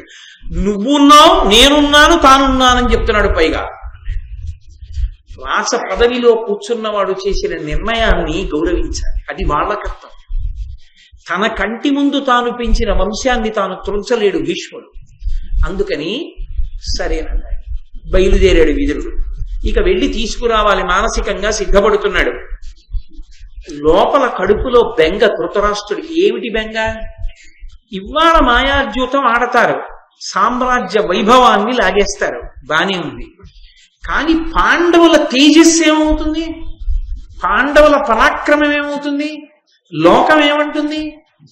వీళ్ళు ఎటు తిరిగి ఎటొచ్చి పాండవులు తిరగబడితే అస్తమానం ఆడతారా జూదం? యుద్ధ భూమిలో నిలబడితే నా కొడుకులు ఏమైపోతారు తెలియదా? అధర్మం ఉన్న చోట విజయం ఉంటుందా? ఉండదు. కాబట్టి ఏమైపోతుంది? వాళ్ళది తనది కావడం కాదు, తనది వాళ్ళదవుతుంది. పాండవులది అయిపోతుంది రాజ్యం అంతా, తన పుత్రులందరూ నశించిపోతారు. అందుకని కడుపులో బెంగ. మంచి పని కోసం బెంగ కాదు, ఎప్పటికైనా తన వాళ్ళు నశించిపోతారేమో పాండవుల చేతిలోని బెంగ. అందుకని ఏకాంతంలో సభా నిర్మాణం అయిపోయాక దుర్యోధనుడిని పిలిచాడు. పిలిచి, జూదమిదియేలా దీనను భేదము మీలోన పుట్టు పెలుచన, యుష్మద్వేదనము చేసి ఎగ్గును ఉత్పాదిల్లు, ధరిత్రి ప్రజకు భయజననంబై. ఒరే దుర్యోధన, నీ చెప్పిన మాట వినరా, ఎందుకు వచ్చిన జూదంరా? ఈ జూదం వల్ల మీకు తగువులు వస్తాయిరా, ఆ తగువు వల్ల భేదభావాలు వస్తాయిరా, దానివల్ల యుద్ధం వస్తుందిరా, యుద్ధం వల్ల ప్రజలందరూ పాడైపోతారా అంటున్నాడు. నువ్వేరా పాడైపోయి మీ నూరురే చచ్చిపోతారా, నేను ఏడవాలంటే దరిద్రం వదిలిపోయి అది అండం. ప్రజలకు ఇబ్బంది వస్తుందిరా అంటే కొడుకుతో కఠినంగా చెప్పలేడు, కొడుకుతో గట్టిగా దబాయించి మాట్లాడలేడు. ఎందుకు చెయ్యవలా? చెయ్యి, ధర్మం అది, నీకేం తెలుసని మాట్లాడుతున్నావు, మాట్లాడకెక్కువ అనలేడు కొడుకుని. కొడుకు కోసం నీతి చెప్పడం మానేసి ప్రజలు చచ్చిపోతారు, అందుకు జూదం ఆడొద్దని చెప్పాడు. ఇమ్మహి నీవు పాండవులు ఎప్పటి ఎట్ల పరస్పరానురాగమ్మున ఏలుచుంకి ఇది కార్యము, పాండవలక్ష్మి నీకు అసహ్యం మననేలా, వంచనం పరార్థ పరిగ్రహ బుద్ధి చేసి పాపమ్మవు, పాపకారులకు బాయునవశ్యము అర్థధర్మములు. ఇక్కడ తేలేడు. ఊరే ఎప్పట్లా నువ్వు పాండవులు కలిసి ఉండి ఎవరి సామ్రాజ్యం వాళ్ళు పాలించుకుంటే గొడవ వదిలిపోతుందిరా, ఈ భోగాలైనా దక్కుతాయిరా. పాండవ లక్ష్మి పట్ల నీకు ఎందుకంత అసూయ? వాళ్ళకుందని ఏడుస్తావేమిట్రా? నీకున్నదానికి సంతోషించడం మానేసి. ఇప్పుడు నీకున్నది సంతోషిస్తే నీకు ఉన్న దాంట్లో పోతోందంటే పోకుండా చూడటం సాధ్యం. ఇంకోటి కుంది ఆడిది నీకు తెచ్చేయమంటే ఎలా సాధ్యం రా? వాళ్ళు పౌరుష పరాక్రమవంతులు, వాళ్ళు అది తీసుకొచ్చేయమంటారేంటి? తప్పు కదురా. మాయాజూతంలో తేవడది పాపం. పాపం ముందు ధర్మం, ధర్మం ముందు పాపం నిలబడదు. దానివల్ల చిట్ట చివరికి పాపకారులకు బాయునవశ్యము అర్ధధర్మముల్, అర్థము ధర్మము రెండు పోతాయిరా మనకి. అందుకని నా మాట విను, వద్దు అటువంటి పని చేయకన్నాడు. అంటే దుర్యోధనుడు అన్నాడు, ఇమ్ముల ధర్మజుతో జూతమ్మాడగ కంపనాకు ధరణీశ్వర, యజ్ఞం మదియ సమస్తైశ్వర్యముల వడయగనుపాయం అభిమత బుద్ధి. నాన్న మాయాజూతం అంటావేంటి నాన్న? మాట్లాడితే నా దృష్టిలో అదేమిటో తెలుసా? ధర్మరాజు గారి యొక్క సమస్త ఐశ్వర్యాన్ని నేను లాగేసుకోవడానికి అదొక యజ్ఞం. లోకంలో ఆ యజ్ఞం చేస్తే ఆ యజ్ఞము వలన సమస్త కామ్యములు ఈడేరతాయి. ఎందుకని అంటే వేదం ఒక మాట చెప్పింది, శ్రియమిచ్చేత్ హుతాశన. అగ్నిని ఆరాధిస్తే సమస్తమైన కోరికలు తీరుతాయి. అగ్నిముఖంగా దేవతలకు హవిస్సులు ఇస్తే అగ్ని ప్రీతి చెంది ఆ చిట్ట చివర పూర్ణాహుతి అయిపోయిన తర్వాత రక్ష పెడతారు. ఆ పూర్ణాహుతి అయిపోయిన తర్వాత ఆ అగ్నిహోత్రుని యొక్క అనుగ్రహం చేత సమస్తమైన ఐశ్వర్యములు కలుగుతాయి. నాన్న నాకు యజ్ఞం ఏమిటో తెలుసా? మాయాజ్యూతమే. ఆ యజ్ఞము వలన నేను పాండవ లక్ష్మిని పొందుతాను. అందుకని ఆడవలసింది. పెద్దలు హీనత పొందిరి తద్దియు హీనులు సమృద్ధి దనవిరి, నియమం పెద్ది విధి యోగమునకో, హృద్దర్పోన్నతులు చూచి ఎట్లు సహింతును, సుహృద్దర్పోన్నతులు చూచి ఎట్లు సహింతును. అది విచిత్రం ఏమిట? పెద్దలు హీనత పొందిరి తద్దయు హీనులు సమృద్ధి తనవిరి, నియమం పెద్ది విధియోగమునకు. బ్రహ్మగారికి బుర్ర లేదు నాన్న. పనికి మాలిన వాళ్ళకి ఐశ్వర్యమా? ఇంత గొప్పవాణ్ణి నాకు ఐశ్వర్యం తక్కువైపోవడమా? పాండురాజులు ఎక్కువడం వల్ల కదా అది తక్కువైపోయింది. అసలు బ్రహ్మగారికి తలకాయ ఉందా? 4 తలకాయలు ఉన్నాయి కానీ అలా రాస్తాడా ధర్మరాజు నుదుటునా? నాన్న నేను నీతో ఒక మాట చెప్తాను. అది ఆ విధి వియోగమునకు అసుహృద్దర్పోన్నతులు చూచి ఎట్లు సహింతును. అది నాకు ఎట్టి పరిస్థితుల్లోనూ కూడా ఆమోదయోగ్యం కాదు. పాండవుల ఐశ్వర్యాన్ని నేను హరించవలసిందే. పరమసుఖోపాయంబున పర సంపద చేకొనంగబడునేమి నరేశ్వర, అంతకంటే మిక్కిలి పురుషార్థం వెద్దియుండు భూనాథులకు. మీరిందుల కందురుజను దేరగనే నందయుండి తిని సభ చూడం, దారుడినట్టి అపూర్వ సభారచనలు వినగా చూడబడ ఎవ్వరి చేతన్. నాన్న అన్నిటికన్నా రాజు ఆలోచించేది ఏమిటంటే ఎంత సులభమైన ఎంత తేలికైన ఉపాయం చేత అవతల వారి యొక్క ఐశ్వర్యాన్ని మనం కబడించవచ్చని ఆలోచిస్తాడు. ఇంతకన్నా సులభమైన ఉపాయం ఏముంది నాన్న? ఓ యుద్ధమా, ఓ కత్తె, ఓ గద, ఏం కావాలి? అలా కూర్చుని పాచికలు విసిరితే చాలు, పాండవ లక్ష్మంతా అవుతుంది. నీకేముంది నాన్న? యజ్ఞం జరిగినంతసేపు ఉండి వెనక్కి వచ్చావు, నేను చూసొచ్చా మైసభ. ఎంత గొప్పగా ఉందో తెలుసా? అది అసలు అటువంటిది చూడలేదు, వినలేదు. కాబట్టి నాన్న ఇది జరగవలసిందే ఈ సభ అంటే.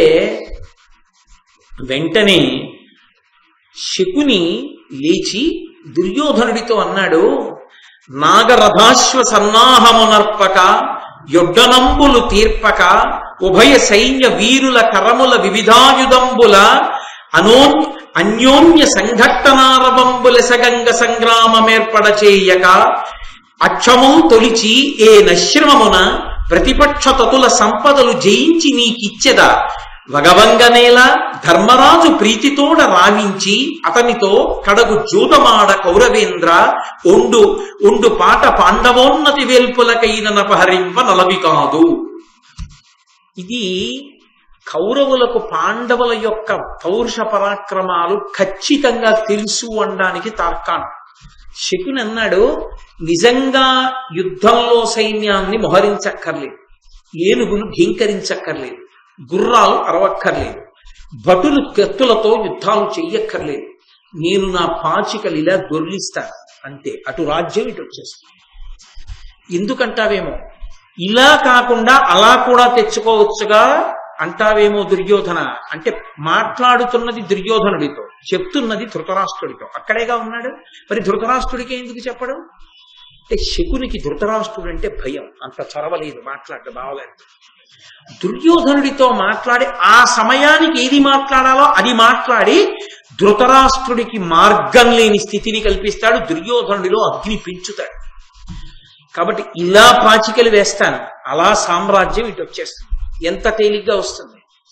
యుద్ధం చేసి కూడా సాధిస్తానంటావేమో దుర్యోధన, నువ్వు కాదు దేవతలు కూడా గెలవరు పాండవులు. కాబట్టి ఉన్నదొక్కటే మార్గం, పాండవుల రాజ్యం నీదైతే తప్ప నువ్వు బ్రతకలేనంటావా, మాయాద్యూతం ఒకటే. లేదు యుద్ధం చేస్తానంటావా, మనందరం చచ్చిపోవడం ఒకటి, మనది కూడా పాండవులది అవుతుంది. కాబట్టి నీకు వాళ్ళ రాజ్యం కావాలంటే మాయాద్యూతము వినా మార్గము లేదు. ఇప్పుడు మంకు పట్టి ఎవరికి పెరిగిపోతుంది, ఆడవలసిందే, ఆహ్వానించవలసిందే అని దుర్యోధనుడిలో పెరిగిపోతుంది. అందుకని దుర్యోధనుడు అన్నాడు, విదురమతంబు పాండవే యహితార్థంబు వాని బుద్ధి నెడగవలవ అన్యపక్షపాత బుద్ధి పరుగుచునుండెడు వట్టి వాని నప్తుడనగనగునే. ఏమిటి నాన్న, విదురుడు చెప్పాడు ఆలోచించంటావు. మనం ఒక పని చేసేటప్పుడు మనం ఎలా చేద్దాం అనుకున్నామో అలా చెయ్యాలి తప్ప, మనం ఎలా అనుకున్నామో దాన్ని విడిచిపెట్టి ఎవడో ఎలా అనుకున్నాడో అలా చేయడం ఏమిటి? విదురుడు పాండవ పక్షపాతి, ఎందుకని పాండవులకు అనుకూలంగా మాట్లాడతాడు. మనం ఏమనుకున్నామో అది విడిచిపెట్టి విదురుడు పాండవ పక్షపాతిగా మాట్లాడిన దాన్ని దృష్టిలో పెట్టుకుని దానికి అనుకూలంగా చేసి పాండవులను ఉద్ధరిద్దాం అనుకుంటున్నావా? ఏం మాకు ఉపకారం చేయవా? ఆడవలసిందే మాయాద్యూతం, నువ్వు పిలిపించవలసిందే ధర్మరాజుని పాండవుల్ని అన్నాడు. అంటే వెంటనే అనగా సుహృద్యూతం ఇందు ఒనరింతము ప్రొద్దువోకయునగు అని, మేం కేవలంగా ఏమి తోచదు కదా, ఆడదాంకా సేపు మాయాద్యూతం అంటాం. లొంగిపోతాడు దుర్యోధనుడు. ధర్మరాజు ఈ సభామంటపానికి పిలిచి కాలక్షేపానికని మొదలు పెడతాం, సమస్తం లాగేస్తాం, అందరూ సాక్ష్యంగా ఉంటారు. మా క్రీడాద్యూతం కదా, ఏదో పిల్లలు ఆడుకుంటున్నారు కదా అనుకుంటారు. అకస్మాత్తుగా పందాలు ఒడ్డి అన్నీ లాగేస్తాం. అందరూ తేరుకునే లోపల పాండవ లక్ష్మి మాది. కాబట్టి నాన్న, నీకు వేరొక మార్గం లేదు, నువ్వు అంగీకరించవలసిందే అన్నాడు. అన్న తర్వాత ఒక చమత్కారం జరిగింది. ఏమిటా చమత్కారం అంటే, ధృతరాష్ట్రుడు వెంటనే విదురుడికి కబురు చేశాడంటే ఇంకా దుర్యోధనుడి యొక్క ప్రణాళికని పరిపూర్ణంగా సమ్మతించి విదురుణ్ణి పిలిచి, అనుపమ రత్న కాంచన చయాంచితమీ సభ దీని దర్శనం తను అనగుండు తాను తన తమ్ములు ఇందుల కేగుదించి చూచినా కడు సంతసంబగు విశిష్ట జనస్తుత నీవు వాని తోడ్కుని చనుదిమ్ము భూసర సుఖం బుధబంధు జనాను రంజను. ఈ సభ చూస్తే ధర్మరాజు చాలా సంతోషిస్తాడయా, ఈ మణిసభ నిర్మాణం చేశాను, అందుకని ఈ సభ చూడ్డానికి వెళ్ళి తీసుకురా అంటే, ఇప్పుడు విదురుణ్ణి కూడా మెల్లిగా మాయలోకి దింపడం మొదలుపెట్టాడు. మాయాద్యూతానికని పిలవట్లేదు, ఈ సభ చూడ్డానికి రమ్మను తన తమ్ములతో వస్తాడు. వస్తే తర్వాత ఏదో కాలక్షేపం చేస్తారు వాళ్ళు సంతోషంగా, నువ్వు వెళ్ళి మంచి రథం కట్టుకుని తీసుకురా వాళ్ళని అంటే బయలుదేరి వెళ్ళి విదురుడు ధర్మరాజు గారి యొక్క అంతఃపుర ప్రవేశం చేశాడు. విదురుణ్ణి తీసుకొచ్చి ధర్మరాజు కూర్చోపెట్టి బాగున్నారా, కుశల ప్రశ్నలు వేశాడు. మా పెదనాన్నగారు ధృతరాష్ట్రుడు ఎలా ఉన్నాడు, మా తాతగారు భీష్మాచార్యుల వారు ఎలా ఉన్నారు, గురువు గారు ద్రోణాచార్యుల వారు ఎలా ఉన్నారు, అన్ని కుశల ప్రశ్నలు అయ్యాయి. విదురుడు ఉన్న మాట ఉన్నట్టు చెప్పాడు. అక్కడ ద్యూత క్రీడ జరగబోతోంది, దానికి నిన్ను ఆహ్వానించాడు. అది ఖచ్చితంగా మాయాద్యూతం. నిన్ను నీ తమ్ముళ్లతో కలిసి రమ్మని సభామంటపానికి ఆహ్వానిస్తున్నాడు, కానీ ద్యూత క్రీడ కొరకే. ధర్మనందన, నువ్వు బయలుదేరి రా అన్నాడు. అనగానే ధర్మరాజు గారు అన్నాడు, పుత్రవత్సలుడు విచిత్ర వీర్యాత్మజుడు ఆర్యుండు ధృతరాష్ట్రుడు ఆదరించి నిన్ను వినియోగించి నన్ను తోడ్కొని తేర నీవు వచ్చితి నిమ్మితోడ లలితాపూర్వ సభావలోకనంబునయందు జూదంబు కార్యంబె చెప్పుమా జూదంబు కథమన భేదంబు కాకుండా నేరదు మాలోన నీ నియోగమనగా మా కలంఘ్యమైనట్లు ధృతరాష్ట్రు పనుపుసేయ నీకు పాడియదియ అనుచు విధినియుక్తుండయి అప్పుడు విదురుతో ఏగ నిశ్చయించి ఇందుకులుడు. ఆయన అన్నాడు, ధర్మరాజు మహానుభావుడు విచిత్ర వీర్యుని యొక్క కుమారుడైనటువంటి మా పెదనాన్నగారు ధృతరాష్ట్రుడు సంతోషంగా ఉన్నాడా? నన్ను తీసుకురమ్మని నిన్ను పంపించాడు ధృతరాష్ట్రుడు. నీవు నన్ను తీసుకెళ్ళడానికి వచ్చావు. ఒక్క ప్రశ్న అడుగుతాను, చెప్పు. లలితాపూర్వ సభావలోకనంబునయందు జూదంబు కార్యంబె చెప్పుమా. సభకి పిలుస్తున్నది, అక్కడ కట్టిన సభని చూడ్డానికి పిలుస్తున్నది, మాతో జూదం ఆడడానికి పిలుస్తున్నారు. నిజం చెప్పండి, జూదంబు కథమన భేదంబు కాకుండా నేరదు మాలోన. ఆ జూదం వల్ల మా మధ్య భేదాలు వస్తాయి. దానివల్ల ఏమవుతుంది నేను చెప్పక్కర్లేదు, మీకు తెలుసు. అంత ప్రమాదం జరుగుతుంది. నీ నియోగం అనగా మా కలంఘ్యమైనట్లు. కానీ వచ్చిన వాడివి నువ్వు. నీ ఆహ్వానాన్ని మేం కాదనలేం, బయలుదేరొస్తాం. ఎందుకని? ధృతరాష్ట్రుడు పంపితే వెళ్ళననడం నీకెలా సాధ్యం కాదో, నువ్వొచ్చి పిలిస్తే రాను అనడం నాకు అలా సాధ్యం కాదు. అందుకని వస్తాను అని విధి చేత ప్రేరేపింపబడినటువంటి వాడై ధర్మరాజు గారు తన తమ్ముళ్ళైనటువంటి భీమ అర్జున నకుల సహదేవులతో, ద్రౌపదీదేవితో, ధౌమ్యుడితో, ముఖ్యమైనటువంటి సేవకులతో హస్తినాపురానికి బయలుదేరాడు. ఇక్కడ ఒక పెద్ద ప్రశ్న. ధర్మరాజు గారికి తెలుసు ఆడబోయేది మాయాద్యూతం అని తెలుసు. మాయాద్యూతం ఆడితే మనం అన్ని ఓడిపోతామని తెలుసు. ఓడిపోయిన తర్వాత కలహం వస్తుందని తెలుసు. కలహం ఎక్కడికెడుతుందో చెప్పలేమని తెలుసు. జూదం ఆడకూడదని తెలుసు. అది మంచి ఆట కాదు, అలా ఆడకూడదు. అది అందున ప్రత్యేకించి భూమిపతులకు అటువంటి క్రీడ యుక్తమైనది కాదని తెలుసు. ఆడుతున్నది క్రీడాద్యూతం కాదు, మాయాద్యూతం అని కూడా తెలుసు. ఇన్ని తెలుసున్న ధర్మరాజు గారు మరి ఎందుకు వెళ్ళినట్టు? వెళ్ళినవాడు తన తమ్ముళ్లనో సైన్యంతోటో వెళ్లకుండా తమ్ముళ్ళని తీసుకెడుతూ ద్రౌపదీదేవిని కూడా ఎందుకు తీసుకెళ్ళినట్టు?